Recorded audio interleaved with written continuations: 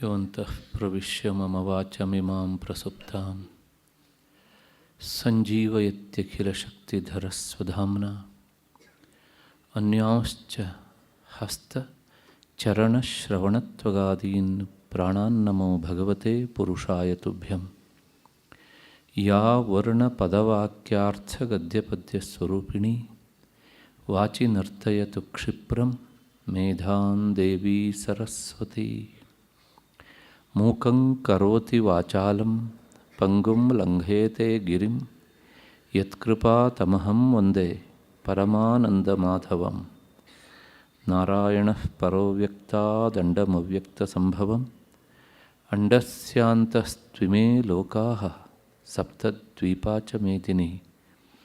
ಶ್ರುತಿ ಸ್ಮೃತಿ ಪುರಾಣಾನಾಂ ಆಲಯಂ ಕರುಣಾಲಯಂ ನಮಾಮಿ ಭಗವತ್ಪಾದಂ ಶಂಕರಂ ಲೋಕಶಂಕರಂ. ನಮಸ್ತಸ್ಮೈ ಭಗವತೆ ಶಂಕರಾಚಾರ್ಯರೂಪಿಣೆ ಯೇನ ವೇದಾಂತವಿದ್ಯೇಯಂ ಉದ್ಧೃತ ವೇದಸಾಗರಾತ್. ನನ್ನ ಭಗವದ್ಗೀತಾ ಬಂಧುಗಳೇ ಹಾಗೂ ಈ ಕಾರ್ಯಕ್ರಮದ ಪ್ರಾಯೋಜಕರಾಗಿ ನಿಂತಹ ಶ್ರೀಯುತ ಚಂದ್ರಶೇಖರ ಶೆಟ್ಟಿ ಹಾಗೂ ಅವರ ಪರಿವಾರದವರೇ, ಎಲ್ಲ ಹಿರಿಯ ಶ್ರೋತೃಗಳೇ, ನಮ್ಮೆಲ್ಲರ ಹೃದಯ ಮಂದಿರವನ್ನು ಬೆಳಗ್ತಾ ಇರುವಂತಹ ಮಹಾಚೈತನ್ಯಕ್ಕೆ ಅನಂತ ಪ್ರಣಾಮಗಳನ್ನು ಸಲ್ಲಿಸ್ತಾ ಇಂದಿನ ಚಿಂತನೆಗೆ ಮುಂದಾಗ್ತಾ ಇದ್ದೇನೆ. ನಿನ್ನೆ ದಿವಸ ಕರ್ಮಯೋಗ ಮತ್ತು ಭಕ್ತಿಯೋಗದಿಂದ ಚಿತ್ತವನ್ನು ಶುದ್ಧವಾಗಿರಿಸಿಕೊಂಡ ಮೇಲೆ ಸಾಧಕ ಯಾವ ರೀತಿಯ ಸಾಧನೆಯನ್ನು ಕೈಗೊಳ್ಳಬೇಕು ಅನ್ನೋದನ್ನು ಈ 51, 52, 53 ಈ ಶ್ಲೋಕಗಳಲ್ಲಿ ನಾವು ನೋಡಿದ್ದೇವೆ. ಇನ್ನೊಂದು ಸಲ ನೆನಪಿಸ್ತೇನೆ. ಇಲ್ಲಿನ ಸಾಧನೆ ತುಂಬ ಎತ್ತರಕ್ಕೆ ಏರಿದಂತಹ ಜ್ಞಾನಿಗೆ, ಸಾಮಾನ್ಯದರಿಗೆ ಸಾಧನೆ ಇದಲ್ಲ. ಅದಾದ ಮೇಲೆ ಇಂತಹ ಸಾಧನೆಯನ್ನು ಕೈಗೊಂಡಂತಹ ಸಾಧಕ, ಅವನು ಜ್ಞಾನಿ, ಬ್ರಹ್ಮಭೂತನಾಗ್ತಾನೆ. ಅವನ ಸ್ಥಿತಿಯನ್ನು 54ನೆಯ ಶ್ಲೋಕ ಬಹಳ ಸುಂದರವಾಗಿ ವರ್ಣನೆ ಮಾಡುತ್ತೆ. ನಾನು ಒಂದು ಮಾತನ್ನು ಹೇಳಿದ್ದೆ, ಪ್ರಸನ್ನನಾದವನನ್ನು ನೋಡಿದಾಗ ನೋಡಿದವನು ಪ್ರಸನ್ನನಾಗ್ತಾನೆ ಅಂತ. ಇದಕ್ಕೆ ಉದಾಹರಣೆಯಾಗಿ ಸಾಕಷ್ಟು ಜನರನ್ನು ಕೊಡಬಹುದು. ಆಧುನಿಕ ಕಾಲದಲ್ಲಿಯೇ ರಮಣರನ್ನು ನೋಡಿದವರ ಅನುಭವ, ಎಲ್ಲರ ಅನುಭವವೂ ಸಮಾನ. ಅವರನ್ನು ನೋಡಲಿಕ್ಕೆ ಹೋಗುವಾಗ ನೋಡುವವರ ಮನಸ್ಸಿನಲ್ಲಿ ಏನೇ ದುಗುಡ ದುಮ್ಮಾನಗಳಿದ್ರೂ ಸಹ ಅವರನ್ನು ನೋಡಿದ ತಕ್ಷಣ ಎಲ್ಲವೂ ಅಳಿಸಿ ಹೋಗ್ತಿತ್ತು. ಕಾರಣ ಅವರ ಪ್ರಸನ್ನತೆ, ಪ್ರಭಾವಲಯ ನೋಡುಗರವರೆಗೂ ಸಹ ಅದು ಬರ್ತಿತ್ತು ಎನ್ನುವಂಥ ಹಿನ್ನೆಲೆಯಲ್ಲಿ ಈ ಮಾತನ್ನು ಎಲ್ಲರೂ ಹೇಳ್ತಾರೆ. ಮತ್ತು ನಾನು ನಿನ್ನೆ ದಿವಸ ಚಂದ್ರಶೇಖರ ಭಾರತಿಗಳವರ ಉದಾಹರಣೆಯನ್ನು ಸಹ ಬೇರೆಯ ಮಾತಿನ ಮೂಲಕ ಕೊಟ್ಟಿದ್ದೇನೆ. ಅವರನ್ನು ಒಮ್ಮೆ ನೋಡಿದವರು ಮತ್ತೆ ಪುನಃ ಮತ್ತೆ ನೋಡಬೇಕು. ಯಾಕೆ ಅಂತ ಕೇಳಿದರೆ ಕಾರಣ ಗೊತ್ತಿಲ್ಲ ಅಂತ ಹೇಳ್ತಾ ಇದ್ದರು. ಹೆಚ್ಚೇಕೆ ಗೃಹಸ್ಥರು ಅಂತ ಕರೆಸಿಕೊಂಡಂಥ ರಾಮಕೃಷ್ಣ ಪರಮಹಂಸರು ಇವತ್ತಿಗೂ ನಾವು ಅದನ್ನು ಅನುಭವಿಸ್ತೇವೆ. ಹಾಗಾಗಿ ಯಾವನು ಸ್ವತಃ ತಾನು ಪ್ರಸನ್ನನೋ ಅವನು ತನ್ನ ಸನಿಹಕ್ಕೆ ಬಂದವರೆಲ್ಲರಿಗೂ ಸಹ ಪ್ರಸನ್ನತೆಯನ್ನು ಕೊಡಬಲ್ಲ. ಇದನ್ನು ಗೀತಾಚಾರ್ಯ ಆ ಮಟ್ಟಕ್ಕೇರಿದ ಸಾಧಕ ಅದನ್ನು ಯಾವ ರೀತಿಯಾಗಿ ಪಡೆದಿರ್ತಾನೆ ಮತ್ತು ಅವನನ್ನು ನೋಡೋರಿಗೆ ಹೇಗೆ ಅದನ್ನು ಕೊಡ್ತಾನೆ ಅನ್ನೋದನ್ನು ಪರ್ಯಾಯವಾಗಿ ತಿಳಿಸ್ಕೊಡ್ತಾನೆ. ಮತ್ತು ಅವನಿಗೆ ನ ಶೋಚತಿ ನ ಕಾಂಕ್ಷತಿ, ಅವನಿಗೆ ಯಾವುದೇ ಬಯಕೆಯೂ ಇಲ್ಲ, ಕಳೆದು ಹೋಯ್ತಲ್ಲ ಎನ್ನುವ ದುಃಖವೂ ಇಲ್ಲ. ಯಾಕೆ ಅಂದರೆ ಈ ನನಗಿದು ಬೇಕು ಅಂತಾದಾಗ ಒಂದು ವಸ್ತು ಇರಬೇಕು, ಕಳೆದು ಹೋಯಿತು ಅಂತ ಹೇಳುವಾಗ ಇನ್ನೊಂದು ವಸ್ತು ಇರಬೇಕು. ಈ ಎರಡೂ ಸಹ ಅವನಿಗೆ ಕಾಣೋದಿಲ್ಲ. ಯಾಕೆಂದರೆ ಸರ್ವಂ ಬ್ರಹ್ಮಮಯಂ ಜಗತ್, ಅವನಿಗೆ ಕಾಣೋದೇನು ಅಂದರೆ ಎಲ್ಲವುದೂ ಸಹ ಬ್ರಹ್ಮವೇ. ಉಪನಿಷತ್ತಿನ ಮಾತು ಬ್ರಹ್ಮೈವೇದಂ ಸರ್ವಂ, ಇದೆಲ್ಲವುದೂ ಬ್ರಹ್ಮವೇ. ಹಾಗಾಗಿ ಅವನಿಗೆ ಯಾವುದೇ ಕಾಮನೆ ಇಲ್ಲ, ನಾನೇನೋ ಕಳ್ಕೊಂಡು ಬಿಟ್ಟೆ ಎನ್ನುವಂಥ ದುಃಖವೂ ಇಲ್ಲ. ಇಷ್ಟಾದ ಮೇಲೆ ಅಲ್ಲೊಂದು ಮಾತು ಬಂದಿದೆ, ಮದ್ಭಕ್ತಿಂ ಲಭತೆ ಪರಾಂ, ನನ್ನ ಪರಾಭಕ್ತಿಯನ್ನು ಪಡಿತಾನೆ ಅಂತ. ಈ ಪರಾಭಕ್ತಿ ಪಡಿತಾನೆ ಅಂದರೆ ಇದಕ್ಕೂ ಮೊದಲು ಇರಲಿಲ್ವೋ ಅಂತ ಒಂದು ಸಂಶಯವನ್ನು ನಾನು ಎತ್ತಿದ್ದೆ. ಮೊದಲು ಇತ್ತು, ಅದು ಸಗುಣ ಭಕ್ತಿಯಾಗಿತ್ತು. ಭಕ್ತಿಯಲ್ಲಿ ಪ್ರಧಾನವಾಗಿ ಎರಡು, ನಾನು ಇದನ್ನು 12ನೇ ಅಧ್ಯಾಯದಲ್ಲಿ ಹೇಳಿದ್ದೇನೆ. ಆದರೆ ಮಧ್ಯದಲ್ಲಿ ಬಂದು ಸೇರಿಕೊಂಡವರಿಗೆ ಏನೋ ಹೇಳಿಬಿಟ್ರು, ಅದನ್ನು ಹೇಳಲಿಲ್ಲ ಎನ್ನುವಂಥ ಭಾವನೆ ಬರ್ತಾ ಇರ್ತದೆ. ಈ ಸಮಸ್ಯೆ ಯಾವಾಗಲೂ ಇರೋದೇನೆ. ಡಿ ವಿ ಜಿಯವರು ಈ ಮಾತನ್ನು ಅವರ ಲೇಖನದಲ್ಲಿ ಉಲ್ಲೇಖ ಮಾಡ್ತಾರೆ. ಏಕೆಂದರೆ ಅನ್ಯಥಾ ಭಾವಿಸಬೇಡಿ, ಉಪನ್ಯಾಸದಲ್ಲಿ ಯಾವಾಗಲೂ ಹಾಗೆ ಪ್ರಾರಂಭದಲ್ಲಿ ಜನ ಇರುವುದಕ್ಕಿಂತ ಮುಕ್ತಾಯಕ್ಕೆ ಜನ ಹೆಚ್ಚು. ಹಾಗಾಗಿ ಆಗಂತುಕರಾಗಿ ಬಂದವರಿಗೆ ಏನಾಗಿರುತ್ತೆ ಅಂದರೆ ಪೀಠಿಕಾ ಭಾಗ ಗೊತ್ತಿರೋದಿಲ್ಲ, ಹಿಂದಿನ ಅಧ್ಯಾಯದಲ್ಲಿ ಏನು ಹೇಳಿದ್ದಾನೆ ಅಂತ ಗೊತ್ತಾಗೋದಿಲ್ಲ. ಹಾಗಾಗಿ ಏನಾಗುತ್ತೆ ಅಂದರೆ ಹಿಂದೆ ಹೇಳಿದ್ದೇನೆ ಅಂತ ಹೇಳಿದ ತಕ್ಷಣ ಅಯ್ಯೋ ಹೇಳಲೇ ಇಲ್ವಲ್ಲ, ಇದನ್ನು ಹಾರಿಸಿ ಬಿಟ್ರಲ್ಲ ಅಂತ ಅನ್ನಿಸ್ತದೆ. ಮತ್ತು ಕೇಳಿದವರಿಗೂ ಸಹ ಮರೆಯೋದಕ್ಕೇನು ಕಷ್ಟಪಡಬೇಕಾದದ್ದಿಲ್ಲ. ಲೋಕದಲ್ಲಿ ಸಾಂಸಾರಿಕ ವಿಷಯ ಇವೆಲ್ಲ ಬಹಳ ಬೇಗ ಮರೆಯೋದಿಲ್ಲ. ಲೌಕಿಕ ವಿಚಾರಗಳು ತಲೆಗೆ ಅಂಟುತ್ತವೆ, ಹುಣಸೆ ಹಣ್ಣು ಹಿಡಿದಾಗ ಹಿಡ್ಕೊಂಡಿರ್ತವೆ ಅವು. ಅದರ ಅಧ್ಯಾತ್ಮ ವಿಚಾರ ಇಲ್ಲಿ ಕೇಳಿದ್ದು ಅಲ್ಲಿಯೇ ಮರ್ತು ಹೋಗ್ತದೆ. ಯಾಕೆಂದರೆ ಅಷ್ಟು ನೆನಪಿದ್ದು ಬಿಟ್ಟರೆ ಎಲ್ಲರೂ ಮುಕ್ತರೇ ಆಗಿಬಿಡ್ತಾರೆ ಅಲ್ವಾ. ಹಾಗಾಗಿ ಆ ವ್ಯವಸ್ಥೆಯನ್ನು ಜೊತೆಯಲ್ಲಿ ಭಗವಂತ ಇಟ್ಟಾಗೆ ಇದೆ. ಅವನೇ ಹೇಳ್ತಾನೆ, ಮತ್ತ ಸ್ಮೃತಿ ಜ್ಞಾನಂ ಅಪೋಹನಂಚ, ನನ್ನಿಂದಲೇ ನೆನಪು ನನ್ನಿಂದಲೇ ಮರೆವು. ಹಾಗಾಗಿ ಯಾರ್ಯಾರಿಗೆ ಎಷ್ಟೆಷ್ಟು ನೆನಪು ಕೊಡಬೇಕು ಅಂತ ಅವನು ತೀರ್ಮಾನ ಮಾಡಿ ಕೊಡ್ತಾನೆ. ಅಷ್ಟು ಹಿನ್ನೆಲೆಯಲ್ಲಿ ಎರಡು ಭಕ್ತಿಗಳು, ಒಂದು ಪರಾಭಕ್ತಿ, ಇನ್ನೊಂದು ಅಪರಾಭಕ್ತಿ ಅಂತ. ಅಪರಾಭಕ್ತಿ ಅಂದರೆ ಸಗುಣ ಭಕ್ತಿ, ಪರಾಭಕ್ತಿ ಅಂದರೆ ಅದು ನಿರ್ಗುಣ ಭಕ್ತಿ ಅಂತ. ಆ ನಿರ್ಗುಣ ಭಕ್ತಿ ಬೇರೆ ಅಲ್ಲ, ಜ್ಞಾನ ಬೇರೆ ಅಲ್ಲ. ಇದನ್ನು 12ನೇ ಅಧ್ಯಾಯದಲ್ಲೂ ಹೇಳ್ತಾನೆ ಭಗವಂತ, 10ನೇ ಅಧ್ಯಾಯದಲ್ಲೂ ಸಹ ಬಹಳ ಸುಂದರವಾಗಿ ಹೇಳಿದ್ದಾನೆ ಅದನ್ನು. ತೇಷಾಂ ಸತತಯುಕ್ತಾನಾಂ ಭಜತಾಂ ಪ್ರೀತಿಪೂರ್ವಕಂ ದದಾಮಿ ಬುದ್ಧಿಯೋಗಂ ತಂ ಯೇನ ಮಾಂ ಉಪಯಾಂತಿ ತೇ.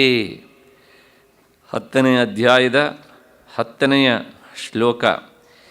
ಹೀಗೆ ಯಾರು ನನ್ನನ್ನು ನಿರಂತರವಾಗಿ ಭಕ್ತಿಯಿಂದ ಆರಾಧಿಸ್ತಾರೋ, ನನ್ನಲ್ಲಿ ಭಕ್ತಿಯನ್ನು ಇಡ್ತಾರೋ, ಅವರಿಗೆ ನಾನು ಏನು ಮಾಡ್ತೇನೆ ಅಂದರೆ ಬುದ್ಧಿಯೋಗವನ್ನು ಕೊಡ್ತೇನೆ ಅಂತಾನೆ. ಬುದ್ಧಿಯೋಗ ಅಂದರೆ ಜ್ಞಾನಯೋಗ ಅಂತ ಅರ್ಥ. ಹೇಗೆ ಅಂದರೆ ಮತ್ತಷ್ಟಾದ್ಮೇಲೆ ಇನ್ನೊಂದು ಪ್ರಶ್ನೆ ಕೇಳ್ತಾನೆ ಅರ್ಜುನ, ಅವರಿಗೆ ನೀನು ಯಾಕೆ ಆ ಬುದ್ಧಿಯೋಗ ಅಂದರೆ ಜ್ಞಾನ ನಿಷ್ಠೆಯನ್ನು ಕೊಡ್ತೀಯೇ, ಬರೀ ಭಕ್ತಿ ಸಗುಣ ಭಕ್ತಿಯಲ್ಲೇ ಇಟ್ಬಿಟ್ರೆ ಸಾಕಲ್ವಾ ಅಂದರೆ ಅರ್ಜುನ ಕೇಳಿದ ಪ್ರಶ್ನೆಗೆ ಭಗವಂತ ಹೇಳ್ತಾನೆ, ತೇಷಾಂ ಏವಾನುಕಂಪಾರ್ಥಂ, ಯಾರು ನನ್ನಲ್ಲಿ ಈ ಸಗುಣ ಭಕ್ತಿಯನ್ನು ಇಡ್ತಾರೋ, ನನ್ನ ಈ ಸಗುಣ ರೂಪವನ್ನು ಚಿಂತನೆ ಮಾಡ್ತಾರೋ ನಿರಂತರ, ಒಂದು ದಿವಸ ಮಾಡಿ 29 ದಿವಸ ಬಿಡುವವರ ಬಗ್ಗೆ ಅಲ್ಲ, ನಿರಂತರ ಸತತಯುಕ್ತಾನಾಂ ಅಂತ ಶಬ್ದ ಉಂಟು ಅಲ್ಲಿ, ಅದಕ್ಕೋಸ್ಕರ ಅಂಥವ್ರ ಬಗ್ಗೆ ನನಗೊಂದು ಅನುಕಂಪ ಅಂತಾನೆ. ಎಂಥ ಮಾತು ನೋಡಿ. ತೇಷಾಮೇವ ಅನುಕಂಪಾರ್ಥಂ ಅಹಂ ಅಜ್ಞಾನಜಂ ತಮಃ. ನಾನು ಅವರ ಹೃದಯ ಗವಿಯಲ್ಲಿ ಕುಳಿತು ಅವರಿಗೆ ಆವರಿಸಿದ ಕತ್ತಲೆಯನ್ನು, ಅಜ್ಞಾನ ಎನ್ನುವ ಕತ್ತಲೆಯನ್ನು ಹೋಗಲಾಡಿಸಿ ಬಿಡ್ತೇನೆ. ಅವರ ಹೃದಯದಲ್ಲಿ ನಾನೇನೇ ಜ್ಞಾನದೀಪೇನ ಭಾಸ್ವತ, ಆ ಜ್ಞಾನದ ಕಿಡಿಯನ್ನು ಹೊತ್ತಿಸ್ತೇನೆ ಅಂತಾನೆ. ಯಾರು ಹೇಳ್ತಾರೋ ಇಂಥ ಮಾತು?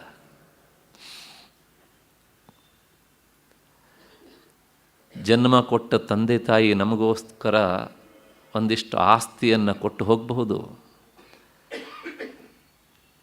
ಅಕಸ್ಮಾತ್ತಾಗಿ ಮಗ ವಿರಕ್ತನಾದರೆ ಬಲವಂತ ಮಾಡಿ ಅವನನ್ನು ಮದುವೆ ಮಾಡಿ ಗೃಹಸ್ಥಾಶ್ರಮಕ್ಕೆ ಎಳಿಬಹುದು.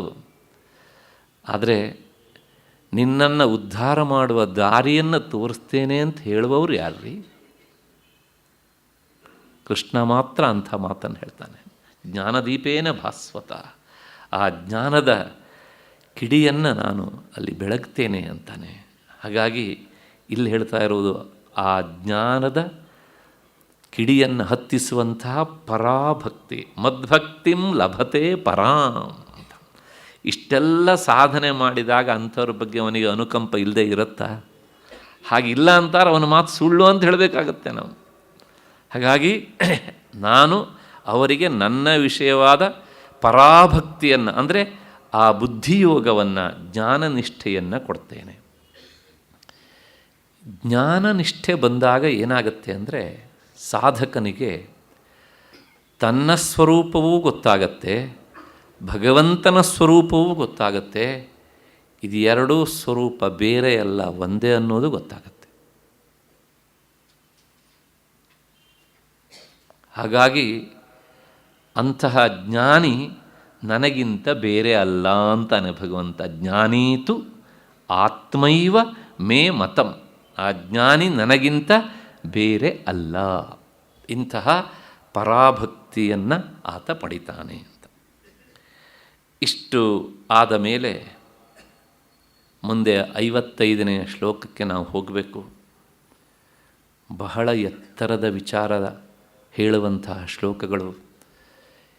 ಈ 55ನೇ ಶ್ಲೋಕ ಅಲ್ಲೊಂದು ಸ್ವಾರಸ್ಯ ಉಂಟು ನೋಡಿ. 5 ಕೂಡಿದರೆ 10 ಅಲ್ವಾ? 10 ಅಂದರೆ ದಶೇತಿ ಪೂರ್ಣಮುದ್ದಿಷ್ಟಂ. 10 ಅನ್ನುವುದು ಪರಿಪೂರ್ಣ ಸಂಖ್ಯೆ. ಇದು ಒಂದರ್ಥ. ಮತ್ತು ಇನ್ನೊಂದರ್ಥ 5 ಅಂದರೆ 5 ಪಕ್ಕ 5 ಬರೆದ್ರೆ 55. ಈ ಪ್ರಪಂಚದ ಒಟ್ಟು ಸಂಖ್ಯೆಯನ್ನು ಲೆಕ್ಕ ಹಾಕಿದರೆ 1ರಿಂದ 10ರವರೆಗೆ, ಆ 1 ಪಕ್ಕ 2, ಆ 2 1 2 ಕೂಡಿಸಿ, ಮತ್ತು 2 ಮತ್ತು 3 ಕೂಡಿಸಿ, ಹೀಗೆ ಕೂಡಿಸ್ತಾ ಹೋದರೆ ಎಷ್ಟಾಗುತ್ತೆ ಅಂದರೆ 10 ಆಗುವಷ್ಟು ಹೊತ್ತಿಗೆ 55 ಆಗೋದು. ಅದು ಭಗವಂತನ ಸಂಖ್ಯೆ, ಪರಮಾತ್ಮನ ಸಂಖ್ಯೆ. ಹಾಗಾಗಿ ಇದು ಬಹಳ ಎತ್ತರದ ವಿಚಾರವನ್ನು ಹೇಳುತ್ತೆ ಈ ಶ್ಲೋಕ. ಆ ಪರಮಾತ್ಮನ ಸ್ವರೂಪವನ್ನೇ ಪಡೆಯುವಂತಹ ಸಾಧಕರ ವಿಚಾರವನ್ನು, ಮುಕ್ತರಾಗುವವರ ವಿಚಾರವನ್ನು ಹೇಳುತ್ತೆ. ಅದು ಹೇಗೆ ಅನ್ನೋದನ್ನು ಯಥಾಶಕ್ತಿ ನೋಡೋಣ. ಭಕ್ತ್ಯಾ ಮಾಂ ಅಭಿಜಾನಾತಿ ಯಾವಾನ್ ಯಶ್ಚಾಸ್ಮಿ ತತ್ವತಃ ತತೋ ಮಾಂ ತತ್ವತೋ ಜ್ಞಾತ್ವಾ ವಿಶತೆ ತದನಂತರಂ. ಈ ಜ್ಞಾನಲಕ್ಷಣ ಭಕ್ತಿಯಿಂದ ನಾನು ಯಾವ ತರಹದಲ್ಲಿ ಇದ್ದೇನೆ, ವಸ್ತುತಃ ನಿಜವಾದ ನನ್ನ ಸ್ವರೂಪ ಏನು, ಇದು ಅವನಿಗೆ ಗೊತ್ತಾಗ್ತದೆ. ಯಾರಿಗೆ? ಆ ಎತ್ತರಕ್ಕೇರಿದ ಸಾಧಕನಿಗೆ. ಆ ಭಕ್ತಿಯಿಂದ ನನ್ನನ್ನು ಅರಿತುಕೊಂಡು ಅನಂತರ ನನ್ನನ್ನು ಪ್ರವೇಶಿಸುತ್ತಾನೆ. ಇದಿಷ್ಟು ಈ ಶ್ಲೋಕದ ಅರ್ಥ. ಹಿಂದೆ ಹೇಳಿದ ನಿಧಿಧ್ಯಾಸನ ರೂಪವಾದ ಭಕ್ತಿಯಿಂದ, ನಿಧಿಧ್ಯಾಸನ ಅಂದರೆ ಶ್ರವಣ ಮನನ ನಿಧಿಧ್ಯಾಸನ. ನಿಧಿಧ್ಯಾಸನ ಬೇರೆ ಅಲ್ಲ, ಜ್ಞಾನನಿಷ್ಠೆ ಬೇರೆ ಅಲ್ಲ. ಆ ನಿಷ್ಠೆ ಅನ್ನೋ ಶಬ್ದ ಹೇಳುತ್ತೆ ಅಲ್ಲಿಯೇ ನಿಂತು ಬಿಡೋದು ಹೀಗೆ ಅಂತ. ಎಷ್ಟೊತ್ತು ಗೊತ್ತಿಲ್ಲ.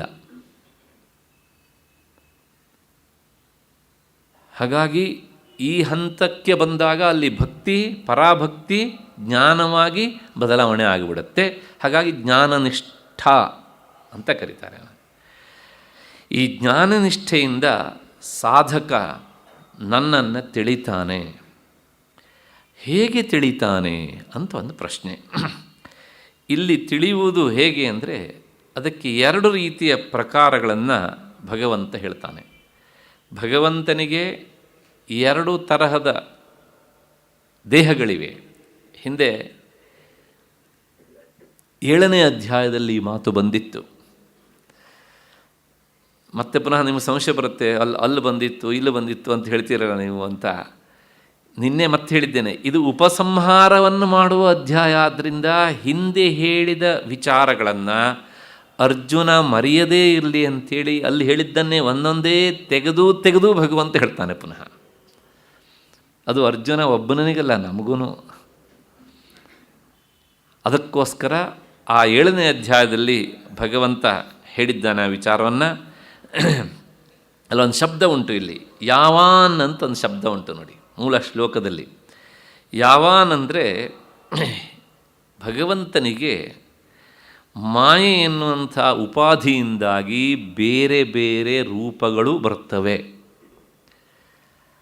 ಆ ಉಪಾಧಿಯಿಂದಾಗಿ ಬರುವಂತಹ ಬೇರೆ ಬೇರೆ ವಿಭೂತಿಗಳಿಂದ ನಾನು ಎಷ್ಟರ ಮಟ್ಟಿಗೆ ಯಾವ ರೂಪದಲ್ಲಿ ಇದ್ದೇನೋ ಆ ಎಲ್ಲವನ್ನೂ ಸಹ ಅವನು ತಿಳಿತಾನೆ. ಎಷ್ಟೆಷ್ಟು ಉಪಾಧಿ ಇರುತ್ತೋ ಅಷ್ಟು ರೂಪ. ಉದಾಹರಣೆಗೆ ಹೇಳಬೇಕು ಅಂದರೆ, ಇಲ್ಲಿ ಒಂದು ವಿಷ್ಣುವಿನ ವಿಗ್ರಹ ಇದೆ. ಆ ವಿಷ್ಣುವಿನ ವಿಗ್ರಹದಲ್ಲೂ ಅವನಿದ್ದಾನೆ. ಇನ್ನೊಂದು ಕಡೆಗೆ ಗಣಪತಿಯ ವಿಗ್ರಹ ಇದೆ. ಗಣಪತಿಯ ವಿಗ್ರಹದಲ್ಲೂ ಇರುವವನು ಅವನೇ. ಯಾಕೆ? ಉಪಾಧಿ ಭೇದದಿಂದ ಹೆಸರು ಬೇರೆ. ಇನ್ನೊಂದು ಕಡೆಗೆ ದೇವಿಯ ವಿಗ್ರಹ ಇದೆ, ಅಲ್ಲಿ ಇರುವ ಚೈತನ್ಯವೂ ಅದೇ. ಹಾಗಿದ್ದರೆ ಯಾಕಿಷ್ಟೆಲ್ಲ ಭೇದ ಅಂತ ಕೇಳಿದರೆ, ಉಪಾಸಕರಿಗೆ ಸಾಧಕರಾದವರಿಗೆ ಯಾವ ರೂಪ ಇಷ್ಟವೋ ಆ ರೂಪದಲ್ಲಿ ಆ ಚೈತನ್ಯವನ್ನು ಆರಾಧನೆ ಮಾಡಲಿ ಅನ್ನುವುದು ಉದ್ದೇಶ. ಇದನ್ನೆಲ್ಲ ಆಗಮಶಾಸ್ತ್ರಗಳು ಹಾಗೆ ವ್ಯವಸ್ಥೆ ಮಾಡಿವೆ. ಈ ಎಲ್ಲದರ ಹಿಂದಿರುವಂಥ ಚೈತನ್ಯ ಮಾತ್ರ ಸಮಾನ. ಇದನ್ನು ಭಗವಂತ ಹೇಳಿದ್ದಾನೆ ಹಿಂದೆ, ಯೋ ಯೋ ಯಾಂ ತನುಂ ಶ್ರದ್ಧೆಯಾ ಅರ್ಚಿತುಮಿಚ್ಛತಿ ತಸ್ಯ ಅಚಲಾಂ ಶ್ರದ್ಧಾಂ ತಾಮೇವ ವಿದಧಾಮ್ಯಹಂ. ಯಾವನಿಗೆ ನನ್ನ ಯಾವ ರೂಪ ಇಷ್ಟ ಆಗತ್ತೋ ಆ ರೂಪದಲ್ಲಿ ಅವನ ಆರಾಧನೆ ಮಾಡಲಿ. ಅವನು ಯಾವ ರೂಪದಲ್ಲಿ ನನ್ನನ್ನು ಆರಾಧನೆ ಮಾಡ್ತಾನೋ ಅದೇ ರೂಪದ ಮೂಲಕ ನಾನು ಫಲವನ್ನು ಕೊಡ್ತೇನೆ.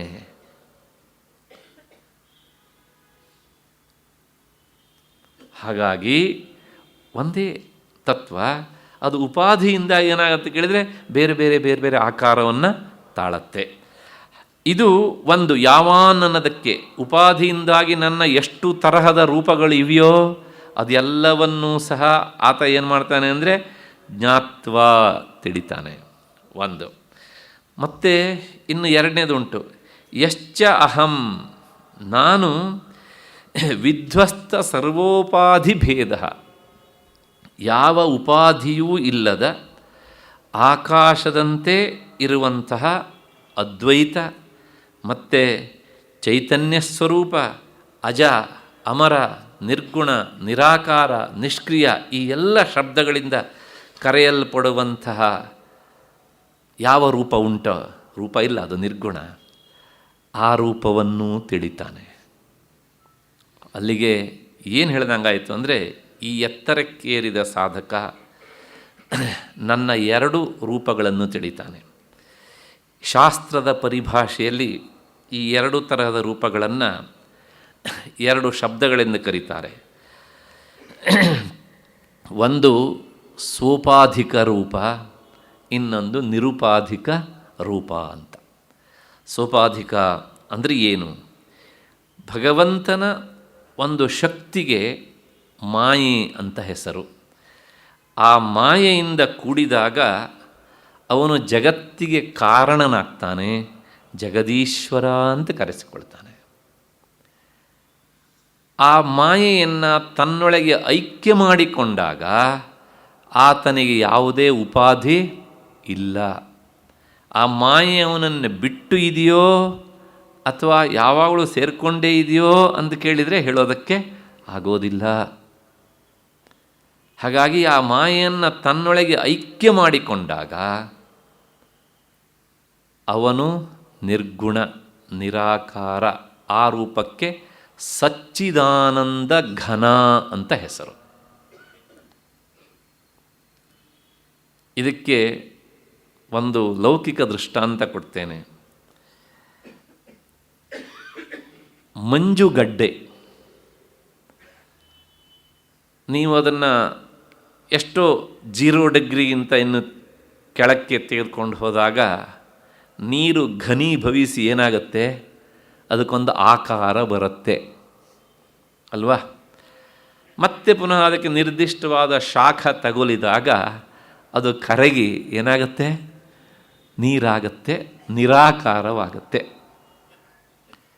ಪ್ರಶ್ನೆ ಇಷ್ಟೇ, ಮೊದಲು ಮಂಜುಗಡ್ಡೆಯ ಆಕಾರದಲ್ಲಿದ್ದದ್ದು ನೀರೇ, ಆ ಗಡ್ಡೆ ಕರಗಿದಾಗ ಇದ್ದದ್ದು ನೀರೇ. ಹಾಗಿದ್ದರೆ ಅದು ಮಂಜುಗಡ್ಡೆಯಾಗಿ ಆಕಾರ ಬರೋದಕ್ಕೆ ಕಾರಣ ಅದನ್ನು 0 ಡಿಗ್ರಿಗಿಂತ ಹಿಂದಕ್ಕೆ ತೆಗೆದುಕೊಂಡದ್ದು ಅದೇ ಉಪಾಧಿ. ನೀವು ಯಾವ ಥರ ಅಚ್ಚಿನಲ್ಲಿ ಹಾಕಿ ನೀರನ್ನು ಆ ವ್ಯವಸ್ಥೆಗೆ ಒಳಪಡಿಸ್ತೀರೋ ಆ ಆಕಾರ ಬರುತ್ತೆ. ಅದಕ್ಕೆ ವಾಸ್ತವಿಕ ಅದಕ್ಕೆ ಆಕಾರ ಉಂಟಾ?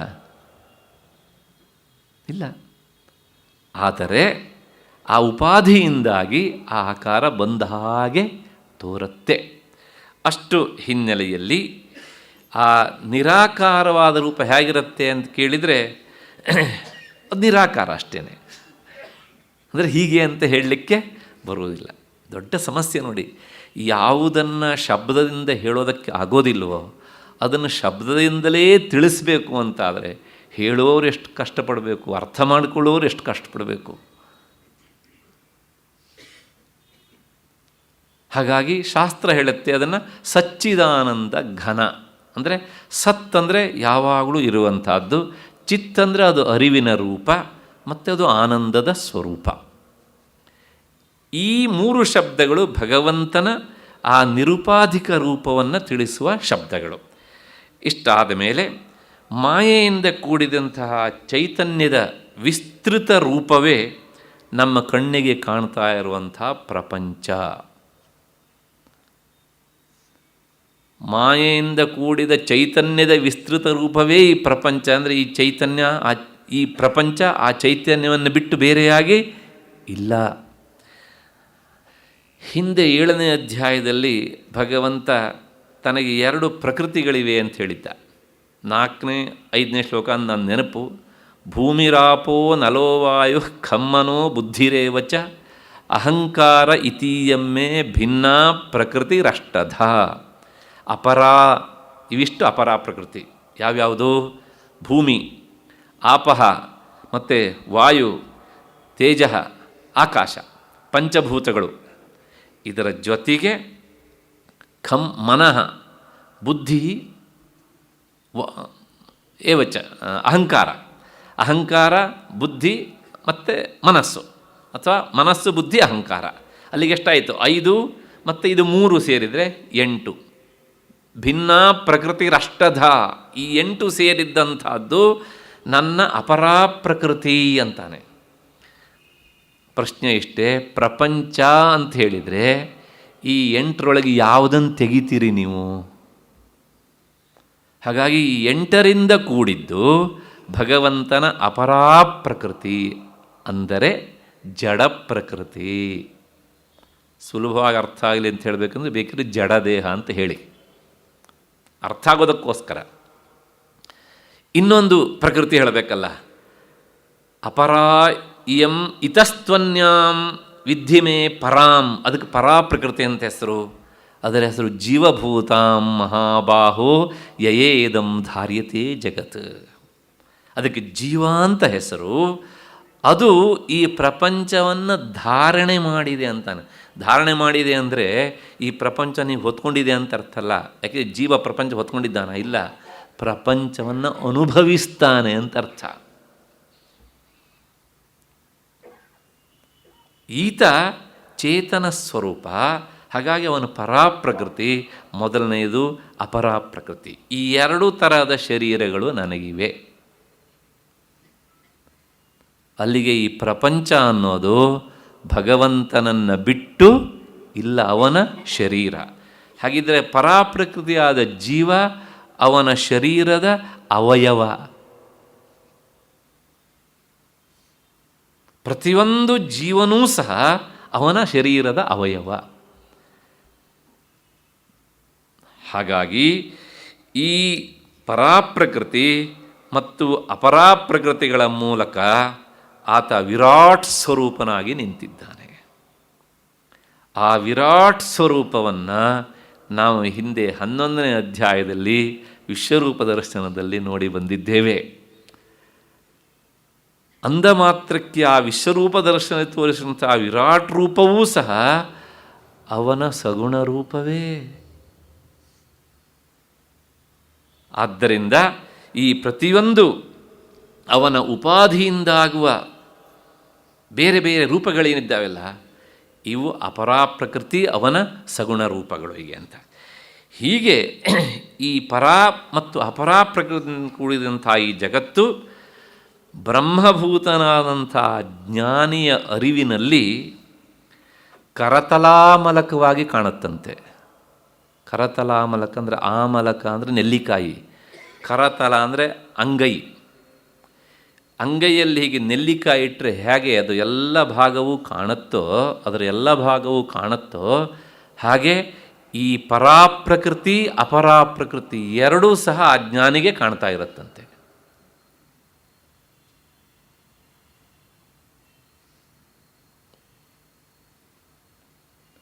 ಎಂತಹ ಮಾತನ್ನು ಹೇಳ್ತಾನೆ ಭಗವಂತ ಅಂದರೆ, ನನ್ನ ಈ ಜಡ ಸ್ವರೂಪವೂ ಅವನಿಗೆ ತಿಳಿಯುತ್ತೆ, ಮತ್ತು ಚೇತನ ಸ್ವರೂಪ ಅವನಿಗೆ ಗೊತ್ತು. ಅಷ್ಟೇ ಅಲ್ಲ, ಆತ ನನ್ನ ಈ ಸಚ್ಚಿದಾನಂದ ಘನರೂಪ ಅಂತ ಏನು ಹೇಳಿದನಲ್ಲ ನಾನು, ಅದನ್ನೂ ಸಹ ತಿಳಿತಾನೆ. ನಿರುಪಾಧಿಕ ಸಚ್ಚಿದಾನಂದ ಸ್ವರೂಪ ಅದನ್ನೂ ಸಹ ಆತ ತಿಳಿತಾನೆ. ಅದನ್ನು ಶಬ್ದದಿಂದ ಹೀಗೆ ಅಂತ ಹೇಳೋದಕ್ಕೆ ಆಗೋದಿಲ್ಲ. ಇದು ಪರಮಾತ್ಮನ ನಿಜವಾದ ತತ್ವ. ಅಲ್ಲೊಂದು ಶಬ್ದ ಉಂಟು ನೋಡಿ,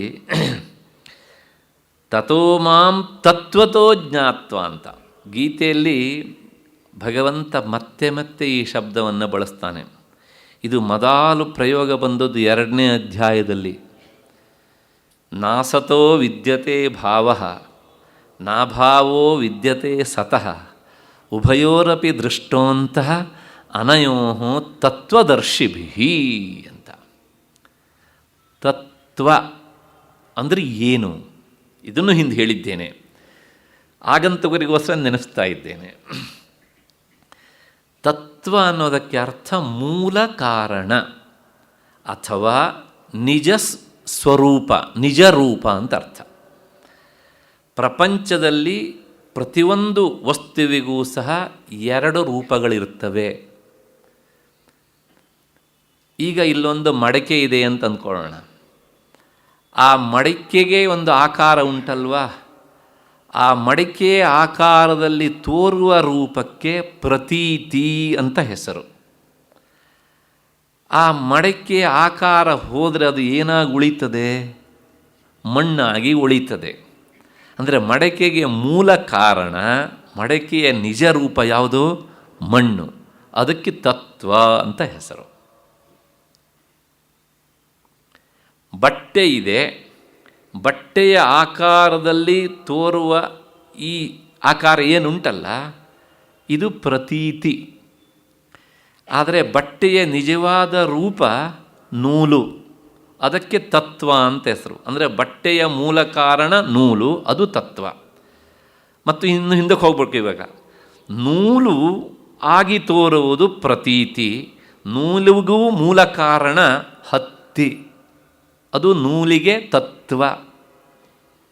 ಮತ್ತು ಹತ್ತಿಗೆ ತತ್ವ ಯಾವುದು ಅಂದರೆ ಹತ್ತಿಯ ಗಿಡ. ಹಾಗೆ ಹೋಗಿ ಆ ಗಿಡಕ್ಕೆ ಕಾರಣ ಯಾವುದು ಅಂದರೆ ತತ್ವ ಮಣ್ಣು, ಪಂಚಭೂತಗಳಲ್ಲಿ ಒಂದು. ಹಾಗೆ ಕಾರಣ ಹುಡುಕ್ತಾ ಹೋದಾಗ ಅದಕ್ಕಿಂತ ಹಿಂದೆ ಹೋಗಲಿಕ್ಕಾಗೋದಿಲ್ಲ ಅಂತ ಅನಿಸಿದಾಗ ಅಲ್ಲಿಗೆ ಮುಗೀತು. ಅದು ಈ ಪ್ರಪಂಚದ ಮೂಲ ತತ್ವ. ಈಗ ಬನ್ನಿ, ನಾನು ಮಂಜುಗಡ್ಡೆ ಉದಾಹರಣೆಯನ್ನು ಕೊಟ್ಟೆ. ಮಂಜುಗಡ್ಡೆ ಆಕಾರ ಉಂಟಲ್ಲ, ಅದು ಪ್ರತೀತಿ. ಅದು ಕರಗಿದಾಗ ನೀರಾಗಿ ನಿಲ್ಲುವುದು ತತ್ವ. ಮನಸ್ಸಿಗೆ ಬರ್ತಾ ಇದೆ ಅಂತ ಅಂದ್ಕೊಂಡಿದ್ದೇನೆ, ವಿಷಯ ಜಟಿಲ ಇದು. ಹಾಗಾಗಿ ನಾನು ಹೆಚ್ಚು ಉದಾಹರಣೆಗಳನ್ನು ಕೊಡ್ತಾ ಇದ್ದೇನೆ. ಅಂದರೆ ಇಂತಹ ಎತ್ತರಕ್ಕೇರಿದಂತಹ ಸಾಧಕ ನನ್ನನ್ನು ಮಾಂ ತತ್ವತೋ ಜ್ಞಾತ್ವ, ತಾತ್ವಿಕವಾಗಿ ನನ್ನನ್ನು ತಿಳಿತಾನೆ. ಅಂದರೆ ನನ್ನ ನಿಜವಾದ ರೂಪ ನಿರ್ಗುಣ, ನಿರಾಕಾರ, ಸತ್, ಚಿತ್, ಆನಂದ ಅನ್ನೋದನ್ನು ಅವನು ತಿಳಿತಾನೆ. ಆ ಎತ್ತರಕ್ಕೇರಿದವನು. ನಮಗೆ ಅರ್ಥ ಆಗೋದಿಲ್ಲ ಅದು. ಇಂತಹ ಜ್ಞಾನಿಗೆ ಪರಮಾತ್ಮನ ಅರಿವಾಗ್ತದೆ, ತಾನು ಅದಕ್ಕಿಂತ ಬೇರೆ ಎಲ್ಲ ಅನ್ನುವಂಥ ಅರಿವು ಸಹ ಆಗ್ತದೆ. ಹೀಗೆ ಪರಮಾತ್ಮನ ತಾತ್ವಿಕವಾದ ರೂಪವನ್ನು ತಿಳಿದಂತಹ ಜ್ಞಾನಿ ತತ್ವತೋ ಜ್ಞಾತ್ವ ಅಂತುಂಟು. ಮತ್ಪುನಃ ಮುಂದಿನ ಶಬ್ದ ತತ್ವತೋ ಜ್ಞಾತ್ವ, ಪರಮಾತ್ಮನಲ್ಲಿ ಐಕ್ಯನಾಗಿ ಬಿಡ್ತಾನೆ. ಹೇಗೆ ಅಂದರೆ, ತಂಬಿಗೆಯಲ್ಲಿ ನೀರಿದೆ, ಮತ್ತು ಇನ್ನೊಂದು ಬೇರೆ ಪಾತ್ರದಲ್ಲಿ ನೀರಿದೆ.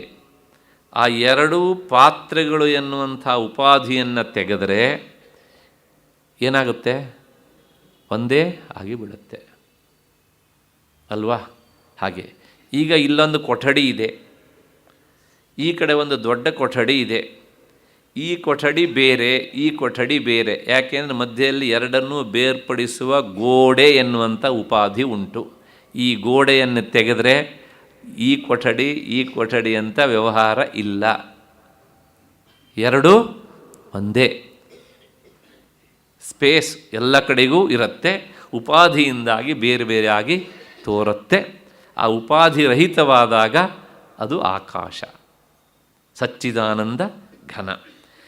ಹೀಗೆ ತತ್ವತೋ ಜ್ಞಾತ್ವ ಪರಮಾತ್ಮನಲ್ಲಿ ಐಕ್ಯನಾಗ್ತಾನೆ ಅಂತ.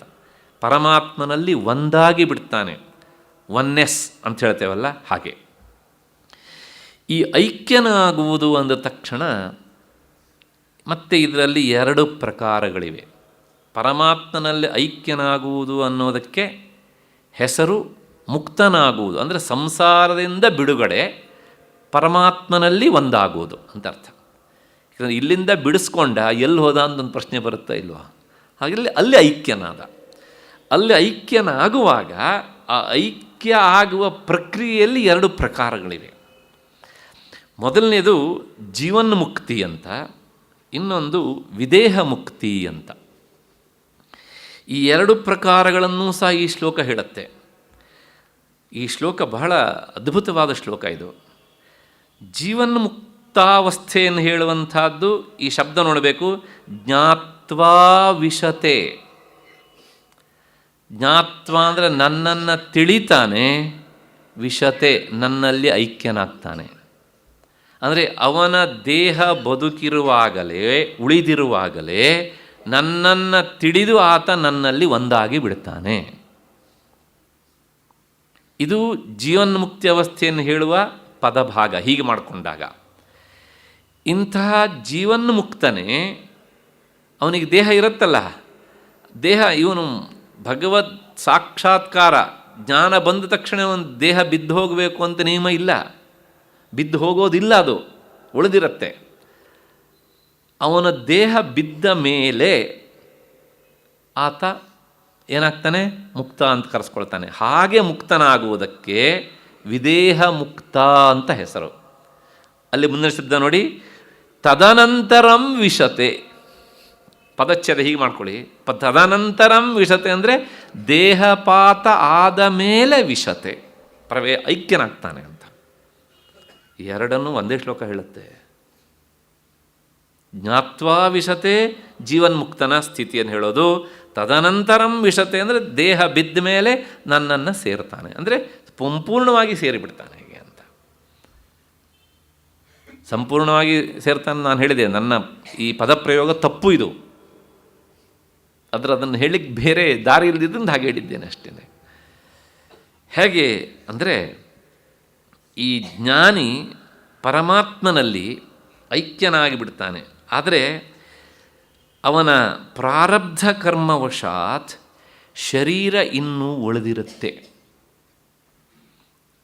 ಇಲ್ಲೆಲ್ಲ ಶಾಸ್ತ್ರದ ಸೂಕ್ಷ್ಮ ವಿಚಾರಗಳಿವೆ. ಈ ಪ್ರಾರಬ್ಧ ಕರ್ಮ ಉಂಟಲ್ಲ,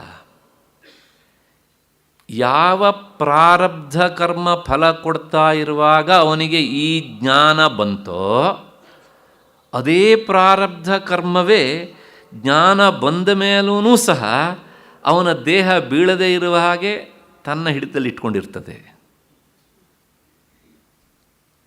ಅದಕ್ಕೋಸ್ಕರ ಏನಾಗುತ್ತೆ, ಜ್ಞಾನ ಬಂದ್ರೂ ಸಹ ಅವನ ದೇಹಪಾತ ಆಗೋದಿಲ್ಲ. ಅಲ್ಲಿಗೆ ಯಾವ ಜನ್ಮದಲ್ಲಿ ಅವನಿಗೆ ಆ ಜ್ಞಾನ ಬಂತೋ, ಯಾವ ಕರ್ಮ ನಡೀತಾ ಇರುವಾಗ ಜ್ಞಾನ ಬಂತೋ, ಆ ಕರ್ಮಕ್ಕೆ ಎರಡು ಗುಣಗಳಿವೆ. ಒಂದು ಜ್ಞಾನವನ್ನು ಪ್ರಕಟಪಡಿಸುವುದು, ಇನ್ನೊಂದು ಜ್ಞಾನ ಬಂದ ಮೇಲೂ ಅವನ ದೇಹವನ್ನು ತನ್ನ ಇಷ್ಟಕ್ಕೆ ತಕ್ಕ ಹಾಗೆ ಇಟ್ಕೊಂಡಿರೋದು. ಇದನ್ನು ಒಪ್ಪದೇ ಇದ್ದರೆ ಜ್ಞಾನ ಬಂದ ತಕ್ಷಣ ಅವನು ದೇಹ ಬಿಡಬೇಕಾಗತ್ತೆ. ಹಾಗಿಲ್ಲ. ಯಾಕೆ ಅಂದರೆ ಶಾಸ್ತ್ರ ಇದಕ್ಕೊಂದು ಉದಾಹರಣೆ ಕೊಡುತ್ತೆ. ತಸ್ಯ ತಾವದೇವ ಚಿರಂ ಯಾವನ್ನ ವಿಮೋಕ್ಷೇ ಅಥ ಸಂಪತ್ಸ್ಯೇ. ಉಪನಿಷತ್ತಿನ ಮಾತು ಇದು. ತಸ್ಯ ತಾವದೇವ ಚಿರಂ, ಅವನಿಗೆ ಆ ಜ್ಞಾನ ಆಗಿಬಿಡತ್ತೆ. ಆದ್ರೂ ಸಹ ವಿದೇಹ ಮುಕ್ತನಾಗೋದಕ್ಕೆ ದೇಹಪಾತ ಆಗುವವರೆಗೆ ಕಾಯಬೇಕಾಗತ್ತೆ ಅಂತ. ಯಾಕೆ ಹೀಗಾಗತ್ತೆ ಅಂದರೆ ಅದಕ್ಕೆ ಶಾಸ್ತ್ರವೇ ಉದಾಹರಣೆ ಕೊಡುತ್ತೆ. ಮುಕ್ತ ಬಾಣವತ್ ಅಂತ. ಈಗ ಇಲ್ಲೊಂದು ಮಾವಿನ ಗಿಡದಲ್ಲಿ ಒಂದು ಹಣ್ಣಾಗಿದೆ. ಆ ಹಣ್ಣನ್ನು ಬೀಳಿಸಬೇಕು ಅಂತ ನಾವೊಂದು ಕಲ್ಲನ್ನು ಎಸಿತೇವೆ. ಕಲ್ಲನ್ನು ಎಸೆದಾಗ ಆ ಕಲ್ಲು ಹಣ್ಣಿಗೆ ತಾಗಿ ಹಣ್ಣನ್ನು ಬೀಳಿಸತ್ತೆ. ಹಣ್ಣು ಎಲ್ಲಿ ಬೀಳತ್ತೋ ತಕ್ಷಣ ಅದರ ಜೊತೆಗೆ ಕಲ್ಲು ಹಾಗೆ ಅಲ್ಲೇ ಬೀಳಬೇಕಲ್ವ. ಆದರೆ ಅದು ಯಾಕೆ ಇನ್ನು ಮುಂದಕ್ಕೆ ಹೋಗಿ ಬೀಳುತ್ತೆ?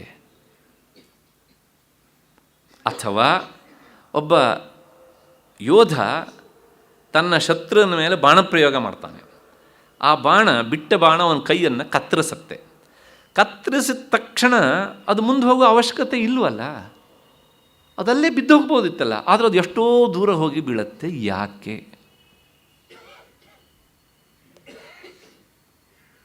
ಕಾರಣ ಇಷ್ಟೇ, ಅದರ ವೇಗ ಇನ್ನೂ ಕ್ಷಯಿಸಲಿಲ್ಲ.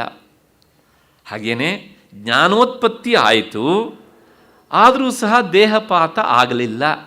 ಯಾಕೆ? ಪ್ರಾರಬ್ಧ ಕರ್ಮ ಕ್ಷಯಿಸಲಿಲ್ಲ. ಹಾಗಾಗಿ ಅಲ್ಲಿವರೆಗೆ ಅವನಿಗೆ ದೇಹ ಇದ್ದೇ ಇರುತ್ತೆ. ಅಲ್ಲ, ಆ ದೇಹ ಮತ್ತು ಪುನಃ ಕಳೆದುಕೊಳ್ಳೋದಕ್ಕೇನು ಪ್ರಯತ್ನ ಮಾಡೋದಿಲ್ವೋ? ಅವನು ಮಾಡೋದಿಲ್ಲ. ಯಾಕೆ ಅಂದರೆ ಅವನಿಗೆ ತಾನು ದೇಹ ಅಲ್ಲ, ಇದು ನನಗೆ ಬಂದು ಅಡರಿಕೊಂಡಿದೆ ಅಂತ ಸ್ಪಷ್ಟವಾಗಿ ಗೊತ್ತಾಗ್ಬಿಡುತ್ತೆ.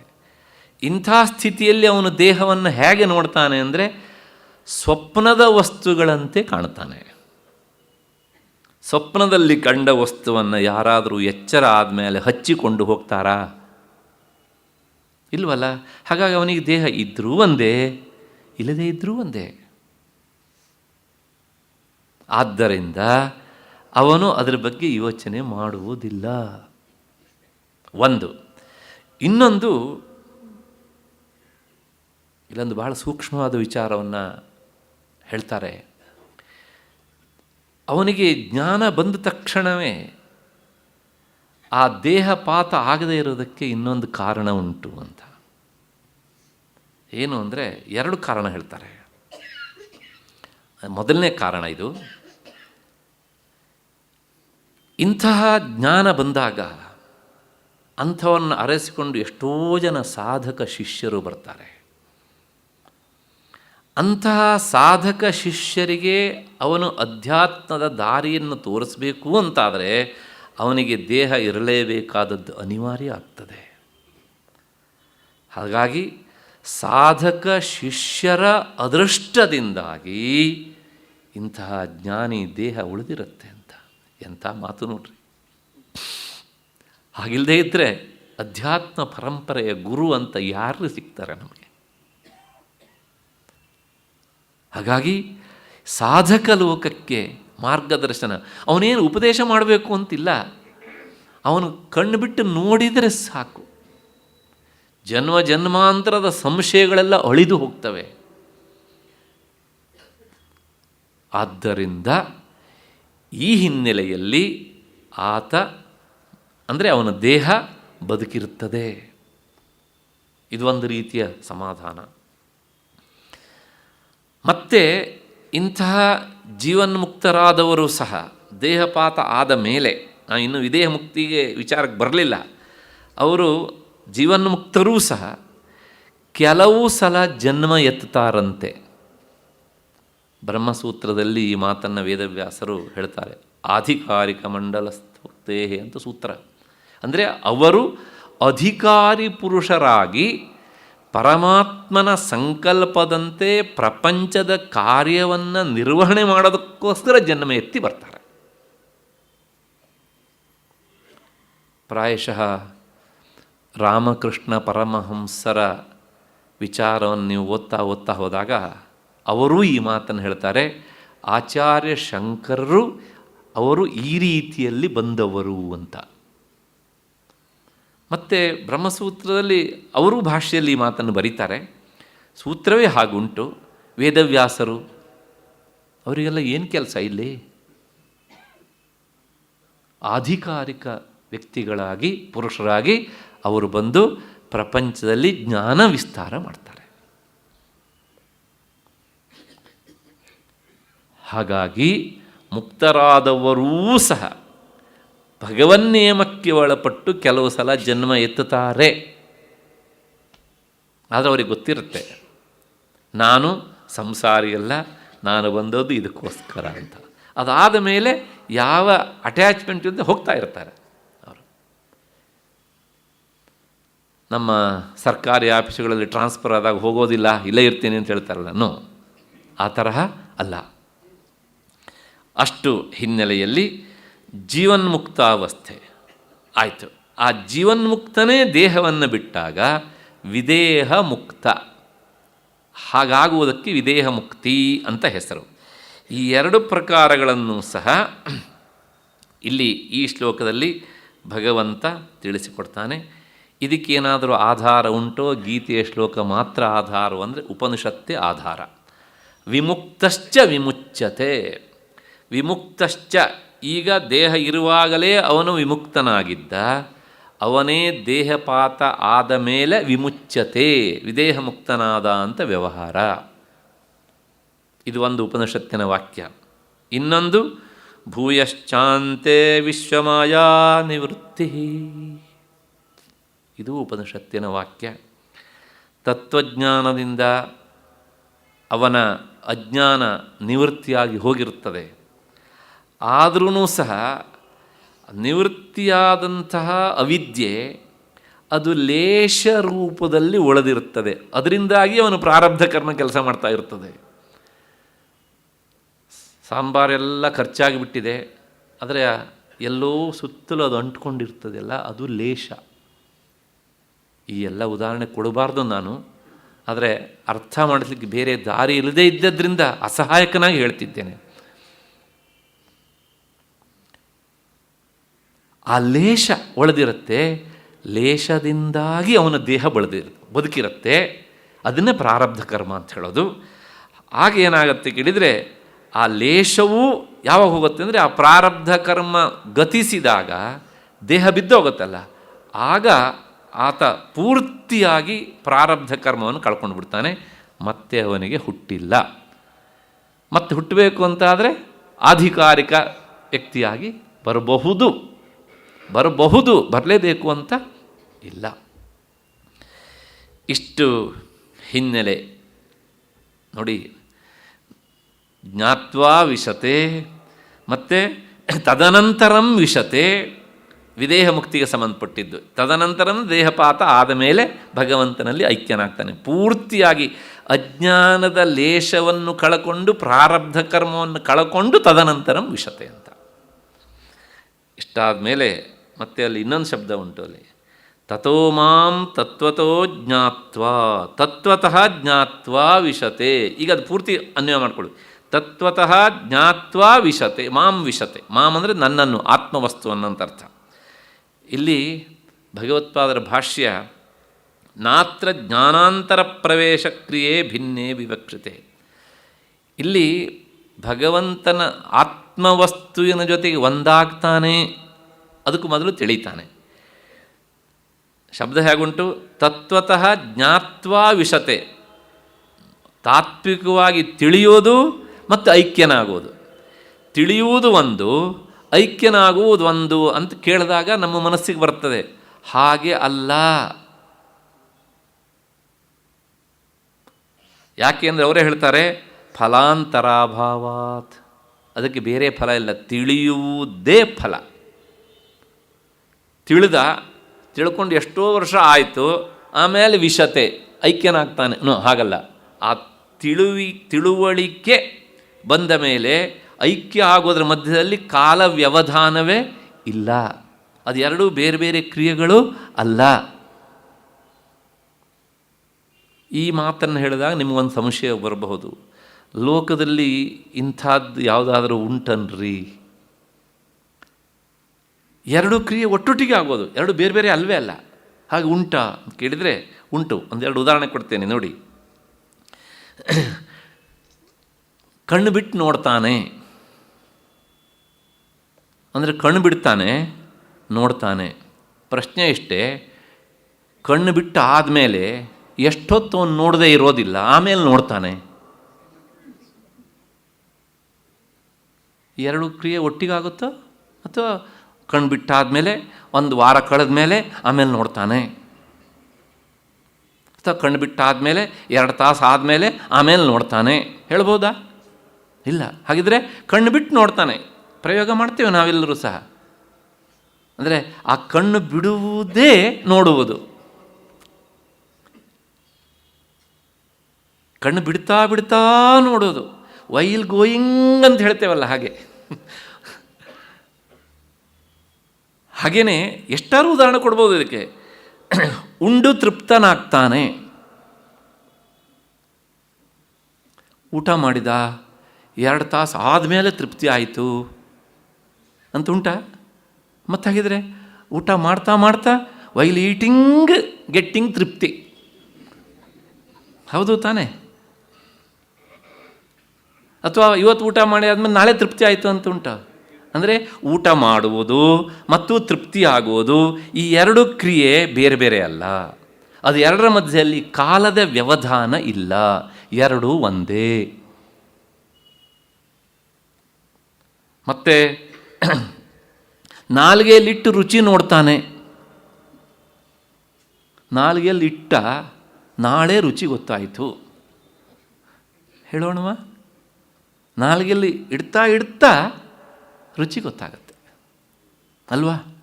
ಹಾಗಾಗಿ ನೋಡಿ, ಲೋಕದಲ್ಲಿ ಇಂಥ ಉದಾಹರಣೆಗಳು ಎಷ್ಟಿವೆ. ಅದಕ್ಕೋಸ್ಕರ ಆಚಾರ್ಯ ಶಂಕರ ಭಾಷ್ಯ ಬರೀತಾರೆ, ಇದು ಎರಡೂ ಬೇರೆ ಬೇರೆ ಅಲ್ಲ, ತಿಳಿಯೋದು ಬೇರೆ ಅಲ್ಲ, ಐಕ್ಯನಾಗುವುದು ಬೇರೆ ಅಲ್ಲ, ತಿಳಿಯುವುದೇ ಐಕ್ಯನಾಗುವುದು. ಈ ಹಿನ್ನೆಲೆಯಲ್ಲೇ ಪರಮಹಂಸರು ಉಪ್ಪಿನ ಗೊಂಬೆಯ ಉದಾಹರಣೆಯನ್ನು ಕೊಟ್ಟಿದ್ದು. ಉಪ್ಪಿನ ಗೊಂಬೆ ಸಮುದ್ರದ ಆಳವನ್ನು ತಿಳಿತೇನೆ ಅಂತ ಹೋಯಿತು, ತಿಳಿತಾ ಹೋಯಿತು, ಐಕ್ಯ ಆಗಿ ಹೋಯಿತು. ಭಾಷ್ಯಕಾರರ ಈ ಪಂಕ್ತಿಗೆ ಅವರು ಆ ಗೊಂಬೆಯನ್ನು ದೃಷ್ಟಾಂತವಾಗಿ ಕೊಡ್ತಾರೆ. ಇದನ್ನೆಲ್ಲ ನೋಡಬೇಕು. ಆ ಜ್ಞಾನಿಗಳಲ್ಲೆಲ್ಲ ತಾತ್ವಿಕ ವಿಚಾರವನ್ನು ಪ್ರತಿಪಾದನೆ ಮಾಡುವಾಗ ಎಂತಹ ಏಕಸೂತ್ರತೆ ಇರ್ತದೆ, ಹೌದಲ್ಲ? ಗೀತಾಚಾರ್ಯ ಹೀಗಂದ, ಶಂಕರ ಇದಕ್ಕೆ ಇಷ್ಟು ಸುಂದರವಾದ ಭಾಷ್ಯ ಬರೆದ್ರು, ಆದರೂ ಲೋಕದ ಜನಕ್ಕೆ ಅರ್ಥ ಆಗೋದು ಕಷ್ಟ ಅಲ್ವಾ? ಇದಕ್ಕೊಂದು ಒಳ್ಳೆಯ ದೃಷ್ಟಾಂತ ಕೊಟ್ಬಿಡೋಣ ಅಂತ ಉಪ್ಪಿನ ಗೊಂಬೆ ತಂದು ನಿಲ್ಲಿಸ್ಬಿಟ್ರು ಅವರು.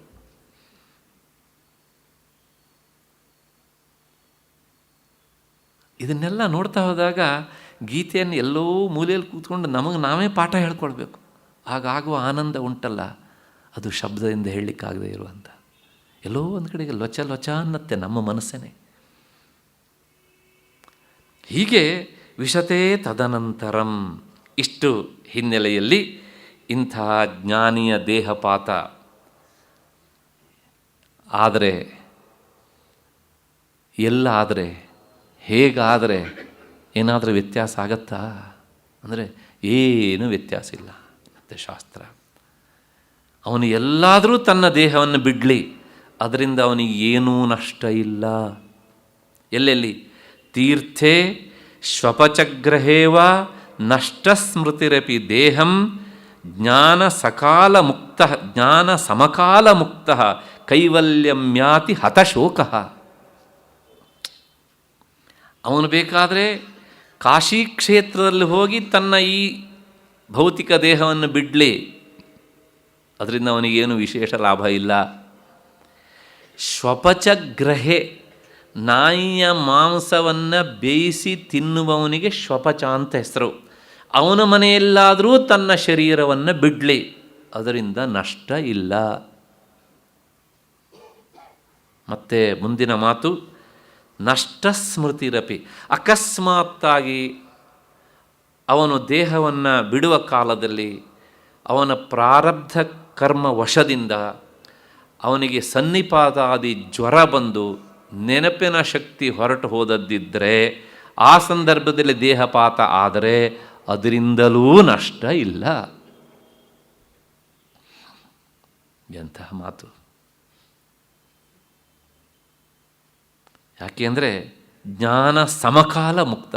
ಅವನಿಗೆ ಯಾವ ಕ್ಷಣದಲ್ಲಿ ನಾನು ಪರಮಾತ್ಮನಿಗಿಂತ ಬೇರೆ ಅಲ್ಲ ಅಂತ ಈ ಜ್ಞಾನನಿಷ್ಠೆ ಮೂಲಕ ಜ್ಞಾನ ಬಂತೋ, on that day he has become ಮುಕ್ತ. ಅವನು ಮುಕ್ತನಾಗಿ ಬಿಟ್ಟಿದ್ದಾನೆ. ಮುಕ್ತನಾದ ಮೇಲೆ ಅವನ ದೇಹ ಬಿಡೋದು ಒಂದು ಪ್ರಕ್ರಿಯೆ, ಅದು ಅವನಿಗೆ ಸಂಬಂಧಪಟ್ಟಿದ್ದೇ ಅಲ್ಲ. ಅದು ಎಲ್ಲಾದರೂ ಬಿದ್ದುಕೊಂಡು ಹೋಗಲಿ. ಈ ಹಾವು ತನ್ನ ದೇಹದ ಪೊರೆಯನ್ನು ಬಿಡುತ್ತೆ. ಬಿಟ್ಟ ಮೇಲೆ ನಾನು ಯಾವ ಜಾಗದಲ್ಲಿ ಪೊರೆ ಬಿಟ್ಟೆ ಅಂತ ನೋಡೋದಿಲ್ಲ. ಅದು ಯಾಕೆಂದರೆ ಅದು ನಂದು ಅಲ್ಲ. ಎಲ್ಲಿ ಬಿದ್ದೋದ್ರಿ ಏನಂತೆ? ಭಾಷ್ಯಗಾರರೇ ಇದನ್ನು ಬ್ರಹ್ಮಸೂತ್ರದಲ್ಲಿ ಬರೀತಾರೆ. ಅವನಿಗೆ ದೇಹದ ಮೇಲೆ ಇಂಥ ಅಭಿಮಾನ, ಹಾವು ಪೊರೆಯನ್ನು ಬಿಟ್ಟ ಮೇಲೆ ಅದಕ್ಕೆ ಹೇಗೆ ಅಭಿಮಾನ ಇರೋದಿಲ್ವೋ, ಜ್ಞಾನಿ ಅವನು ಆ ಮುಕ್ತನಾದ ಮೇಲೆ, ಜೀವನ್ಮುಕ್ತನಾದ ಕೂಡಲೇ ದೇಹವನ್ನು ಹೀಗೆ ನೋಡ್ತಾನಂತೆ, ಬಿಟ್ಟ ಪೊರೆಯಂತೆ. ಅದು ಎಲ್ಲಿ ಬಿದ್ದೋದ್ರೆ ಏನಂತೆ?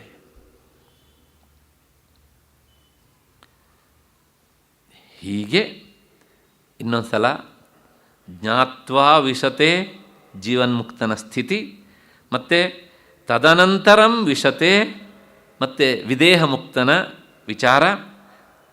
ತತ್ವತೋ ಮಾಂ ಜ್ಞಾತ್ವಾ ವಿಶತೆ, ನನ್ನನ್ನು ತಾತ್ವಿಕವಾಗಿ ತಿಳಿದು ಆತ ಏನಾಗ್ತಾನೆ, ನನ್ನಲ್ಲಿ ಒಂದಾಗಿ ಬಿಡ್ತಾನೆ. ಅಂದರೆ ನನ್ನನ್ನು ತಿಳಿಯೋದು ಬೇರೆ ಅಲ್ಲ, ಒಂದಾಗುವುದು ಬೇರೆ ಅಲ್ಲ, ಎರಡೂ ಒಂದೇ. ಇಷ್ಟು ನೋಡಿ, ಒಂದು ಶ್ಲೋಕ ಎಷ್ಟೊಂದು ವಿಚಾರವನ್ನು ಹೇಳುತ್ತೆ. ಇಷ್ಟು ಹಿನ್ನೆಲೆಯಲ್ಲಿ ಈ ಶ್ಲೋಕದ ವಿಚಾರ ಸಾಕು ಅಂತ ಅಂದ್ಕೊಳ್ಳೋಣ. ಮುಂದಕ್ಕೆ ಹೋಗೋಣ. ಮುಂದಕ್ಕೆ ಹೋಗುವಾಗ ಈಗ ಇಲ್ಲೊಂದು ಸಂಶಯ ಬಂತು. ಗೀತಾಚಾರ್ಯ ಇಷ್ಟು ಎತ್ತರದ ವಿಚಾರವನ್ನು ಹೇಳಿದ, ಅರ್ಜುನನೇನೋ ಕೇಳಿಸಿಕೊಂಡ, ಅವನು ಹಾಗೆ ಸಾಧನೆ ಮಾಡಿದನೋ ಬಿಟ್ಟನೋ ನಮಗೆ ಸದ್ಯಕ್ಕೆ ಅಪ್ರಕೃತ ಅದು. ಆದರೆ ನಾವು ಗೀತೆಯನ್ನು ಓದುವವರು, ಗೀತೆಯನ್ನು ಕೇಳುವವರು ಈ ಎತ್ತರದ ಸಾಧನೆಯನ್ನು ಮಾಡಬಲ್ಲೆವೋ? ಆಗಲಿಕ್ಕಿಲ್ಲ. ಹಾಗಾಗಿ ಸಾಧನೆಯನ್ನು ಮಾಡಲಿಕ್ಕಾಗದೇ ಇರುವಂಥ ಸಾಮಾನ್ಯ ಜನರಿಗೆ ಮೋಕ್ಷ ಇಲ್ಲವೇ? ಅಥವಾ ನಮ್ಮಂಥವರು ಮೋಕ್ಷದ ಆಸೆಯನ್ನು ಇಟ್ಕೊಳ್ಳೋದು ತಪ್ಪೇ? ಮತ್ತು ಇಲ್ಲ ಅಂತಾದರೆ ಮೋಕ್ಷದ ಆಸೆಯನ್ನೇ ಇಟ್ಕೊಳ್ಬಾರ್ದು, ನಮ್ಮಂಥವರಿಗೆ ಮೋಕ್ಷ ಇಲ್ಲ ಅಂತಾದರೆ ನಾವ್ಯಾಕೆ ಭಗವದ್ಗೀತೆಯನ್ನು ಓದಬೇಕು? ನಾವ್ಯಾಕೆ ಭಗವದ್ಗೀತೆ ಉಪನ್ಯಾಸ ಕೇಳಬೇಕು? ಹೆಚ್ಚೇಕೆ ನೀವ್ಯಾಕೆ ಭಗವದ್ಗೀತೆ ಉಪನ್ಯಾಸ ಮಾಡಬೇಕು?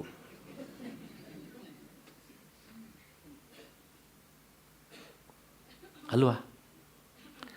ಹಾಗಾಗಿ ಸಾಮಾನ್ಯರಿಗೆ ಭಗವಂತ ಹೇಳುವಂಥ ಮೋಕ್ಷದ ಮಾರ್ಗ ಇದೆಯೋ ಅಥವಾ ಇಲ್ವೋ? ನಾವು ಈ ಎತ್ತರಕ್ಕೆ ಏರಲಾರೆವು. ಇದ್ದರೆ ಜನಸಾಮಾನ್ಯರಿಗೆ ಭಗವಂತ ಮೋಕ್ಷದ ದಾರಿಯನ್ನು ತೋರಿಸುವಂಥ ಕ್ರಮ ಎಂಥದ್ದು ಇದ್ದರೆ ಅದು ಯಾವುದು? ಅದಕ್ಕೆ ಉತ್ತರ ಹೇಳಲಿಕ್ಕೆ ಮುಂದಿನ ಶ್ಲೋಕ ಹೊರಟಿದೆ. ಆ ಎತ್ತರಕ್ಕೆ ಆಗಲಿಲ್ಲ ಅಂತ ಬೇಸರಿಸುವ ಅವಶ್ಯಕತೆ ಇಲ್ಲ. ಎಂತಹ ಔದಾರ್ಯ, ಎಂಥ ಕರುಣಾಮಯಿ. 2ನೇ ಅಧ್ಯಾಯದಿಂದಲೂ ಅವನು ಅಲ್ಲಲ್ಲಿ ತನ್ನ ಕಾರುಣ್ಯವನ್ನು ಪ್ರಕಟಪಡಿಸ್ತಾ ಬಂದಿದ್ದಾನೆ. ಆದರೆ ನಮ್ಮ ಹೃದಯ, ನೋಡುವ ಕಣ್ಣು ಎರಡೂ ಮಂಕಾಗಿ ಬಿಟ್ಟಿವೆ. ಹಾಗಾಗಿ ಭಗವಂತನ ಹೃದಯ ಅರ್ಥ ಆಗೋದಿಲ್ಲ. ಆಚಾರ್ಯ ಶಂಕರವರ ಭಾಷೆಯಲ್ಲಿ ಪದೇ ಪದೇ ಹೇಳ್ತಾರೆ, ಎಂಥ ಕರುಣಾಮಯಿ ಭಗವಂತ. ಏನಾದರೂ ಮಾಡಿ ಈ ಸಂಸಾರಿಗಳಿಗೆ ಆತ್ಮತತ್ವದ ವಿಚಾರವನ್ನು ತಿಳಿಸಬೇಕು, ಅವರಿಗೆ ಅರ್ಥ ಮಾಡಿಸಬೇಕು ಅಂತ ಎಷ್ಟೆಲ್ಲ ಕಷ್ಟಪಡ್ತಾನೆ ಭಗವಂತ ಅಂತಾರೆ. ಹೀಗೆ ಸಾಮಾನ್ಯ ಜನರಿಗೋಸ್ಕರ ಏನು ದಾರಿ, ಅದನ್ನು ಮುಂದಿನ ಶ್ಲೋಕ ಹೇಳುತ್ತೆ. ಸರ್ವಕರ್ಮಾಣ್ಯಪಿ ಸದಾ ಕುರ್ವಾಣೋ ಮದ್ವ್ಯಪಾಶ್ರಯ ಮತ್ಪ್ರಸಾದಾತ್ ಅವಾಪ್ನೋತಿ ಶಾಶ್ವತಂ ಪದಂ ಅವ್ಯಯಂ. ಎಲ್ಲ ಕರ್ಮಗಳನ್ನೂ ಸಹ ಸರ್ವಕರ್ಮಾಣಿ ಅಂತ ಉಂಟಲ್ಲಿ ಸದಾ ಮಾಡುತ್ತಿದ್ರೂ ಸಹ ಸರ್ವಾತ್ಮಭಾವವನ್ನು ನನಗೆ ಅರ್ಪಿಸಿದಂಥ ಭಕ್ತ ನನ್ನ ಅನುಗ್ರಹದಿಂದ ಶಾಶ್ವತವಾದ ಆ ವಿಷ್ಣು ಪದವನ್ನು, ವಿಷ್ಣು ಪದ ಅಂದರೆ ಆತ್ಮತತ್ವ ಅಂತ ಅರ್ಥ, ಅದನ್ನು ಅಂದರೆ ಮೋಕ್ಷವನ್ನು ಪಡಿತಾನೆ. ಇಷ್ಟು ಈ ಶ್ಲೋಕದ ಅರ್ಥ. ಏನು ಹೇಳ್ತಾನೆ? ಸರ್ವಕರ್ಮಾಣ್ಯಪಿ ಸದಾ ಕುರ್ವಾಣೋ ಮದ್ವ್ಯಪಾಶ್ರಯ. ಸರ್ವಕರ್ಮಾಣಿ, ಎಲ್ಲ ಕರ್ಮಗಳು. ಎಲ್ಲ ಕರ್ಮಗಳು ಅಂದರೆ ಮೊದಲು ಆಶ್ರಮಕ್ಕೆ ಉಚಿತವಾದದ್ದನ್ನು ಹೇಳ್ಬೋಣ. ಬ್ರಹ್ಮಚಾರ್ಯ ಆಶ್ರಮದಲ್ಲಿದ್ದರೆ ಅವನ ಆಶ್ರಮಕ್ಕೆ ಸಂಬಂಧಪಟ್ಟ ಕರ್ಮ, ಗೃಹಸ್ಥನಾದದ್ದಿದ್ದರೆ ಅವನ ಆಶ್ರಮಕ್ಕೆ ಸಂಬಂಧಪಟ್ಟ ಕರ್ಮ, ವಾನಪ್ರಸ್ಥನಾದವನಿದ್ದರೆ ಅವನ ಆಶ್ರಮಕ್ಕೆ ಸಂಬಂಧಪಟ್ಟ ಕರ್ಮ. ಇಲ್ಲ, ಹಿಂದೆ ನಾವು ನೋಡಿದ್ದೇವೆ ಪ್ರಪಂಚದಲ್ಲಿ 4 ತರಹದ ಸ್ವಭಾವದ ಜನರಿರ್ತಾರೆ ಅಂತಿದ್ದರೆ ಆ 4 ತರಹದ ಸ್ವಭಾವದ ಜನರು, ಒಬ್ಬ ಬ್ರಾಹ್ಮ ಸ್ವಭಾವದವನು, ಅವನು ಶಾಂತನಾಗಿ ಅಧ್ಯಯನಪೂರ್ವಕ ತನ್ನ ಕರ್ಮವನ್ನು ಮಾಡ್ತಾಯಿದ್ರೆ ಆ ಕರ್ಮವನ್ನು, ಮತ್ತು ಇನ್ನೊಬ್ಬ ಕ್ಷತ್ರಿಯ ಹೋರಾಟ ಮಾಡ್ತಾ ಇರುವವನು, ಸದಾ ಯುದ್ಧ ಭೂಮಿಯಲ್ಲೇ ಅವನು ಕಾಲ ಕಳೀತಾನೆ, ಆಡಳಿತದಲ್ಲಿರ್ತಾನೆ. ಇಂಥವನು ಹೀಗೆ ಇರುವುದು ಅವನ ಕರ್ಮ, ಆ ಕರ್ಮವನ್ನು ಮಾಡ್ತಾ ಇರುವವನು. ಮತ್ತು ಇನ್ನೊಬ್ಬ ಒಣಿಕ್ ಸ್ವಭಾವದವನು, ವ್ಯಾಪಾರ ಮಾಡ್ತಾ 10 ಕಡೆಗೆ ಸುತ್ತಬೇಕು, ಎಲ್ಲೋ ಒಂದು ಕಡೆಗೆ ಸಿಗುವ ಸಾಮಾನನ್ನು ತಂದು ಇನ್ನೊಂದು ಕಡೆಗೆ ಇಟ್ಟು ಅದನ್ನು ಮಾರಾಟ ಮಾಡಬೇಕು. ಹೀಗೆ ಅವನ ಕರ್ಮವನ್ನು ಮಾಡುವವನು. ಮತ್ತು ಈ ಶುಶ್ರೂಷಾ ವರ್ಗದ ಜನ ಸಮುದಾಯ, ಸೇವಕ ವರ್ಗದವರು, ಯಾರ್ಯಾರು ಎಷ್ಟೆಷ್ಟು ಹೇಳ್ತಾರೋ ಅಷ್ಟೊತ್ತಿಗೆ ಸೇವೆ ಮಾಡಬೇಕು. ಈ ಎಲ್ಲ ತರಹದ ಕರ್ಮವನ್ನು ಮಾಡುವವರು. ಅದಕ್ಕೋಸ್ಕರ ಸರ್ವಕರ್ಮಾಣಿ ಇಷ್ಟೆಲ್ಲ ಹೇಳಾಗ ಇದೊಂದು ಸಂಶಯ ಬಂದ್ಬಿಡುತ್ತೆ. ಸರ್ವಕರ್ಮದಲ್ಲಿ ಕೆಟ್ಟ ಕೆಲಸವೂ ಬರುತ್ತೆ ಅಲ್ವಾ? ಹೌದು, ಏನು ಮುಚ್ಚುಮರೆ ಇಲ್ಲ ಹೇಳೋದಕ್ಕೆ ಆ ವಿಚಾರವನ್ನು ಸಹ. ಆದರೆ ಒಂದು ಸಮಾಧಾನ ಈಗಲೇ ಹೇಳಿಬಿಡ್ತೇನೆ. ಅಂದರೆ ಮುಂದೆ ಉಂಟು ಮದ್ವ್ಯಪಾಶ್ರಯ, ನನ್ನಲ್ಲಿಯೇ ಆಶ್ರಯ ಪಡೆದವನಾಗಬೇಕು, ಎಲ್ಲ ಕರ್ಮವನ್ನು ನನ್ನಲ್ಲಿ ನಿಂತು ಅಂದರೆ ನನಗೆ ಸಮರ್ಪಣೆ ಮಾಡುವ ದೃಷ್ಟಿಯಿಂದ ಮಾಡಬೇಕು. ಇಷ್ಟು ಮೇಲಕ್ಕೇರಿದಂಥ ಸಾಮಾನ್ಯ ಜನ ಭಗವಂತನಲ್ಲಿ ನಿಂತು ನಾನು ಈ ಕರ್ಮ ಮಾಡ್ತಾ ಇದ್ದೇನೆ, ಎಲ್ಲವನ್ನೂ ಅವನಿಗೆ ಅರ್ಪಣೆ ಮಾಡ್ತಾ ಇದ್ದೇನೆ ಅನ್ನುವ ಭಾವನೆ ಇರುವವನು, ಅವನು ಕೆಟ್ಟ ಕೆಲಸವನ್ನು ಮಾಡೋದಿಲ್ಲ. ಅಕಸ್ಮಾತ್ತಾಗಿ ಮಾಡಿದರೆ ಅವನಿಗೆ ನಾನೇ ಸದ್ಬುದ್ಧಿಯನ್ನು ಕೊಡ್ತೇನೆ ಅಂತ. ನಾವು ಭಗವಂತನನ್ನು ಕಟ್ಟಿ ಹಾಕಬೇಕು ಅಂತ ನೋಡಿದರೆ ಅವನು ನಮ್ಮನ್ನು ಕಟ್ಟಿ ಹಾಕಿಬಿಟ್ಟು ಅವನು ನುಡ್ಸ್ಕೊಂಡು ಬಿಡ್ತಾನೆ. ಅವನು ನಮಗಿಂತ ಮೊದಲೇ ಎಷ್ಟು ಜನ ಅವನನ್ನು ಕಟ್ಟಿ ಹಾಕ್ಲಿಕ್ಕೆ ಪ್ರಯತ್ನ ಮಾಡಿದ್ದಾರೆ. ಸಂಧಾನಕ್ಕೆ ಹೋದಾಗ ದುರ್ಯೋಧನ ಎಲ್ಲ ಆ ಕೆಲಸ ಮಾಡಿದ್ದಾರೆ. ಕೊನೆಗೆ ಏನು ಮಾಡಿದ ಕೇಳಿದರೆ ಅವರವ್ರನ್ನ ಕಟ್ಟಿ ಹಾಕಿಸ್ತಾನೆ ಅಷ್ಟೇ ಹೊರತೂ ಸಹ ಅವನು ಈಚೆ ಬಂದು ನಿಂತಿದ್ದ. ಹೀಗೆ ನೀವು ಏನೇ ಹೇಳಿ ಅವನ ಮಾತಿನಲ್ಲಿ ಮರುಪ್ರಶ್ನೆ ಮಾಡಲಿಕ್ಕೆ ನಮಗಾಗೋದಿಲ್ಲ. ಹಾಗಾಗಿ ಸರ್ವಕರ್ಮಾಣ್ಯಪಿ ಸದಾ ಕುರ್ವಾಣೋ ಮದ್ವ್ಯಪಾಶ್ರಯ. ಆದರೆ ಒಂದೇ ಒಂದು ವ್ಯಪಾಶ್ರಯ ಅಂದರೆ ಆಶ್ರಯ, ಅಂದರೆ ಅವನಿಗೆ ಅನನ್ಯ ಶರಣಗತಿ, ನಾನೇ ಆಶ್ರಯ. ನನ್ನನ್ನು ಬಿಟ್ಟರೆ ಅನ್ಯಥಾ ಶರಣಂ ನಾಸ್ತಿ ಅಂತ ಭಾವನೆ ಇರಬೇಕು. ಇಂಥವನು ಇಷ್ಟು ನನ್ನಲ್ಲಿ ವ್ಯಪಾಶ್ರಿತನಾದವನಿಗೆ ನಾನು ಕೈ ಬಿಡ್ತೇನಾ? ಮತ್ಪ್ರಸಾದಾದ ವಾಪ್ನೋತಿ. ನನ್ನ ಪ್ರಸಾದ ಅಂದರೆ ಈ ತಿನ್ನೋ ಪ್ರಸಾದ ಅಂತಲ್ಲ, ಪ್ರಸಾದ ಅಂದರೆ ಅನುಗ್ರಹ, ನನ್ನ ಕೃಪೆ ಅಂತ ಅರ್ಥ. ಅವಾಪ್ನೋತಿ, ಅವನು ಪಡಿತಾನೆ, ಹೋಗಿ ಪಡಿತಾನೆ, ಅವನು ಸಹ ನನ್ನಲ್ಲಿ ಒಂದಾಗ್ತಾನೆ. ಮತ್ತು ಹೋಗೋದು ಬೇರೆ ಪಡೆಯೋದು ಬೇರೆ ಅಂತ ಎರಡಲ್ಲ. ಲೋಕದಲ್ಲಿ ಹೋಗೋದು ಬೇರೆ, ಪಡೆಯೋದು ಬೇರೆ. ಈ ಉದಾಹರಣೆಗೆ ಈ ಪುಸ್ತಕ ತರೋದಕ್ಕೆ ನಾನು ಅಂಗಡಿಗೆ ಹೋಗ್ತೇನೆ. ಆ ಅಂಗಡಿಗೆ ಹೋಗುವ ಕೆಲಸ ಹೋಗುವ ಕ್ರಿಯೆ, ಹೋದ ಮೇಲೆ ಪುಸ್ತಕನ ತೆಗೆದುಕೊಳ್ಳೋದು ಪಡೆದುಕೊಳ್ಳುವ ಪ್ರಕ್ರಿಯೆ, ಎರಡೂ ಬೇರೆ ಬೇರೆ. ಆದರೆ ಇಲ್ಲಿ ಪುನಃ ಅವಾಪ್ನೋತಿ ಅಂದರೆ ಅವನು ನನ್ನಲ್ಲಿ ಏನಾಗ್ತಾನೆ? ಐಕ್ಯನಾಗ್ತಾನೆ. ಅದು ಎಂಥದ್ದು? ಶಾಶ್ವತಂ ಪದಂ ಅವ್ಯಯಂ. ಪದಂ ಅಂದರೆ ಹೋಗಿ ಸೇರಲ್ಪಡುವ ಸ್ಥಾನ. ನಿನ್ನೆ ದಿವಸ ನಾನು ಆ ದೀಪದ ಉದಾಹರಣೆ ಕೊಟ್ಟಿದ್ದೇನೆ, ಮೆಟ್ಟಲ ಮೇಲಿರಿಸಿದಂಥ ದೀಪ. ಹೌದು ತಾನೇ? ಹಾಗೆ ಹೋದದ್ದು ಬೆಳಕಿನಲ್ಲೇ, ಮತ್ತನು ಹೋಗಿ ನಿಂತದ್ದು ದೀಪದಲ್ಲೇ. ಅವಾಪ್ನೋತಿ, ಅದು ಎಂಥದ್ದು ಅಂದರೆ ಅವ್ಯಯಂ. ವ್ಯಯ ಅಂದರೆ ಬದಲಾವಣೆ ಆಗುವುದು ಅಂತ ಅರ್ಥ.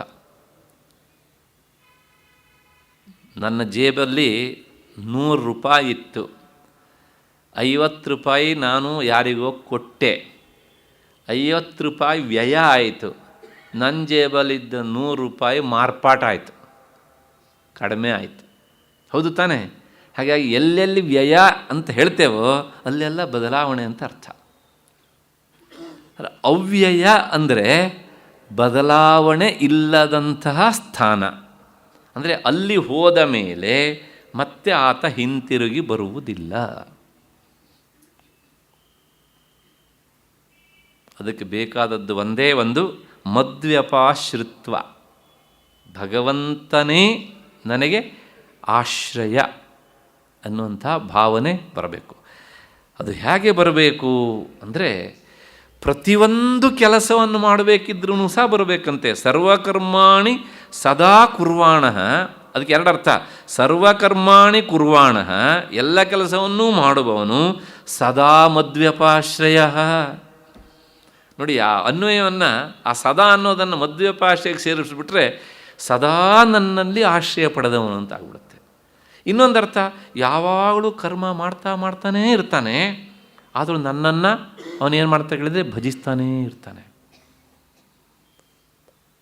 ಹೇಗೆ ಅಂದರೆ, ಆ ನನ್ನ ಸ್ಮರಣೆಯಿಂದ ಅವನು ಯಾವ ಕ್ಷಣದಲ್ಲೂ ಚ್ಯುತನಾಗೋದಿಲ್ಲ. ಯಾವುದೇ ಕೆಲಸ ಮಾಡ್ತಾ ಇರಲಿ ನನ್ನ ಸ್ಮರಣೆ ಇದ್ದೇ ಇರುತ್ತೆ. ನಿಮಗೆ ಒಂದು ಕಥೆ ಗೊತ್ತಿರಬೇಕು. ಒಂದು ಸಲ ನಾರದ ವೈಕುಂಠಕ್ಕೆ ಹೋದನಂತೆ. ವೈಕುಂಠಕ್ಕೆ ಹೋದ ತಕ್ಷಣ ವಿಷ್ಣು ಯಾವಾಗಲೂ ಬಂದ್ಯಾ, ಬಾ ಬಾ ಬಾ ಅಂತ ಮಾತನಾಡಿಸುವವನು.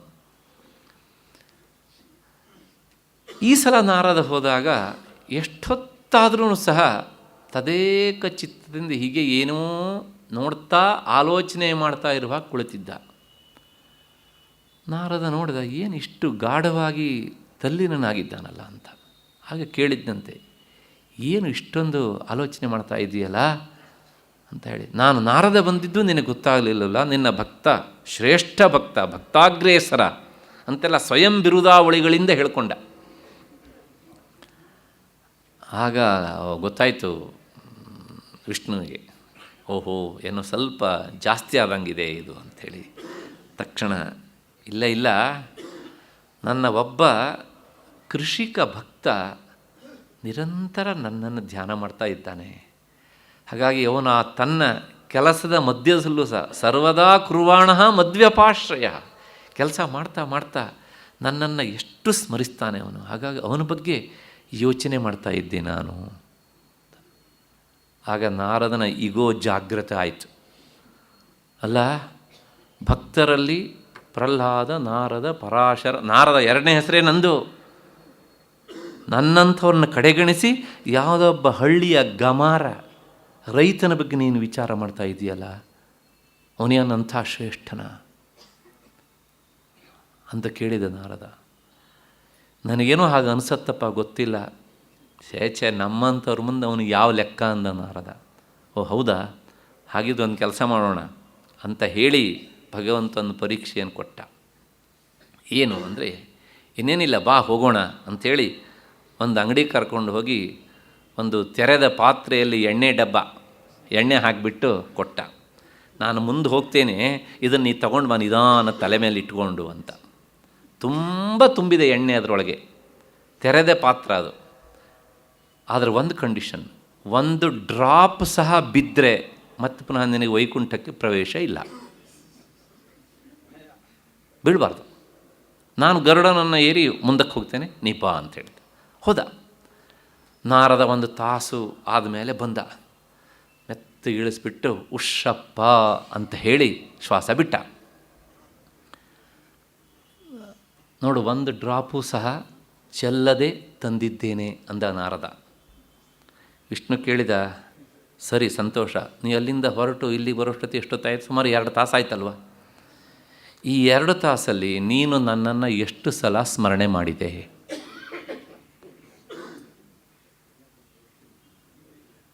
ಇಲ್ಲ, ಸ್ಮರಣೆ ಮಾಡಲಿಲ್ಲ. ಹಾಗಿದ್ರೆ ಏನು ಮಾಡಿದೆ? ಈ ಎಣ್ಣೆ ಒಂದು ತೊಟ್ಟೂ ಸಹ ಬೀಳದೇ ಇರುವಾಗ ನಿರಂತರ ಜಾಗರೂಕನಾಗಿ ಅದ್ರ ಬಗ್ಗೆ ವಿಚಾರ ಮಾಡ್ತಿದ್ದೆ ನಾನು. ಆಗ ಭಗವಂತ ಹೇಳಿದ್ದಂತೆ, ಹೇಳಿ ಕೇಳಿ ವೈಕುಂಠಕ್ಕೆ ಬರುವವನು, ಭಕ್ತಾಗ್ರೇಸರ ಅಂತ ಕರೆಸ್ಕೊಂಡವನು, ನಿನಗೆ ಈ ಎಣ್ಣೆ ತರುವಂತಹ ಈ ಕೆಲಸವನ್ನು ಕುರ್ವಾಣ ಮಾಡ್ತಾ ಇರುವಾಗ ಈ 2 ತಾಸು ನನ್ನ ನೆನಪು ಬರಲಿಲ್ಲ. ಆದರೆ ಅವನೊಬ್ಬ ಸಾಮಾನ್ಯ ಹಳ್ಳಿಯವನು, ನೇಗಿಲನ್ನು ಹಿಡಿದು ಹೂಡ್ತಾ ಇರ್ತಾನೆ, ಎತ್ತುಗಳ ಮೈ ತಿಕ್ತಾನೆ, ಸ್ನಾನ ಮಾಡಿಸ್ತಾನೆ, ಅವುಗಳಿಗೆ ತಿಂಡಿ ಕೊಡ್ತಾನೆ, ಹಸು ಕರಿತಾನೆ.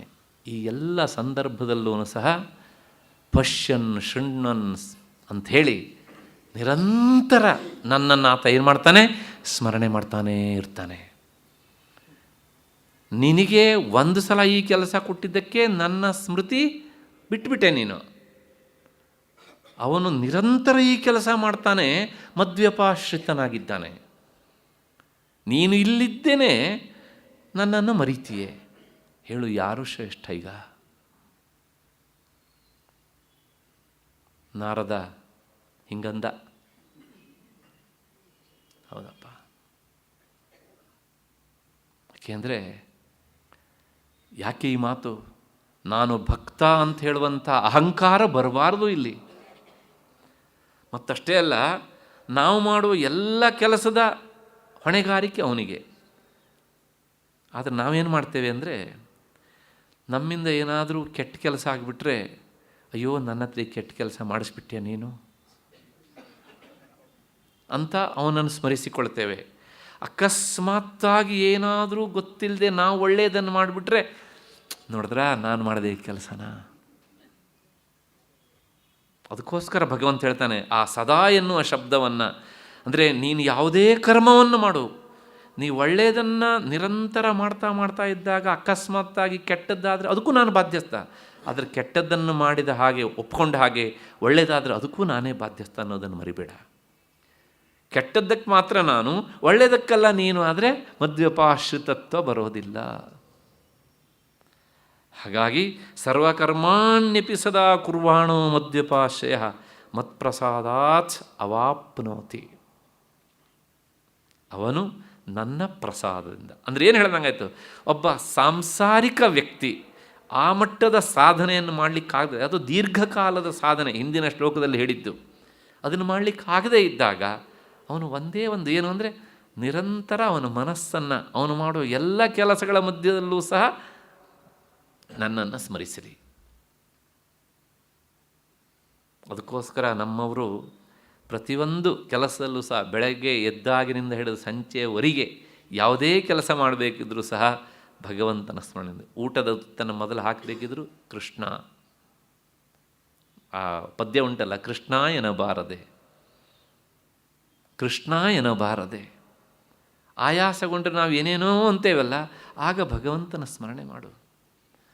ಅಲ್ಲ, ನಮಗೆ ಎಷ್ಟೋ ಸಲ ಅವನ ಹೆಸರನ್ನು ಅರ್ಥ ಎಲ್ಲ ಗೊತ್ತೇ ಆಗೋದಿಲ್ವಲ್ಲ, ಆವಾಗ ಸುಮ್ಮನೆ ಅರ್ಥ ಗೊತ್ತಿಲ್ಲ ಹೇಳಿದ್ರೆ ಅದು ಫಲ ಕೊಡುತ್ತೋ ಅಂದರೆ ಅದಕ್ಕೆ ಮತ್ತೆ ಮುಂದೆ ಹೇಳ್ತೇನೆ ಉತ್ತರವನ್ನು. ಈ ಪ್ರಶ್ನೆ ಇವತ್ತು ಹಾಗೆ ಉಳಿದಿರಲಿ, ಅದನ್ನು ಮುಂದೆ ಹೇಳ್ತೇನೆ. ಯಾಕೆಂದರೆ ಅರ್ಥ ಗೊತ್ತಿಲ್ಲದೆ ಹೇಳಿದರೂ ಸಹ ಅದಕ್ಕೆ ಒಂದಿಷ್ಟು ಪ್ರಯೋಜನ ಉಂಟು.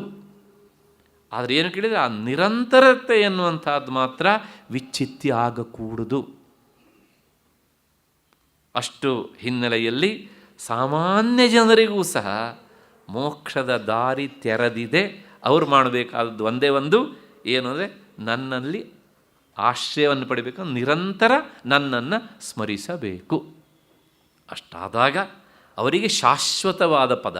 ಶಾಶ್ವತ ಪದ ಅಂದರೆ ಮತ್ತೆ ನಾವು ವಾಪಸ್ ಬರದೇ ಇರುವಂಥದ್ದು ಪದ. ಅಲ್ಲಿ ನೋಡಿ, ಆ ಮೋಕ್ಷ ಅನ್ನೋದಕ್ಕೆ ಭಗವಂತ ಬಳಸುವಂಥ ಪದ ಶಾಶ್ವತಂ ಪದಂ ಅವ್ಯಯಂ ಅಂತ. ಮೋಕ್ಷವನ್ನು ಆತ ಪಡಿತಾನೆ ಅಂತ ಹೇಳ್ತಾ, ಅದನ್ನು ಪಡೆಯೋದಕ್ಕೆ ಮತ್ಪುನಃ ಬೇಕಾದ ಉಪಾಯವನ್ನು 57ನೇ ಶ್ಲೋಕದಲ್ಲಿ ಹೇಳ್ತಾನೆ. ಮತ್ಪುನಃ ಅವರಿಗೂ ಸಹ ಹೀಗೆ ಮಾಡಿದರೆ ಹೀಗಾಗತ್ತೆ, ಆದರೆ ಅದಕ್ಕೆ ಇದಕ್ಕೊಂದು ಉಪಾಯ ಮತ್ತೊಂದು ಉಂಟು ಅಂತ. ಅದು ಭಗವಂತನ ಉಪದೇಶದ ವಿಶೇಷತೆ. ಅದನ್ನು ನಾಳೆ 6:15 ಸೇರಿದಾಗ ನೋಡೋಣ. ಅಲ್ಲಿವರೆಗೆ ನಿಮಗೆಲ್ಲರಿಗೂ ನಮಸ್ಕಾರ ಮತ್ತು ಕೃತಜ್ಞತೆಗಳು.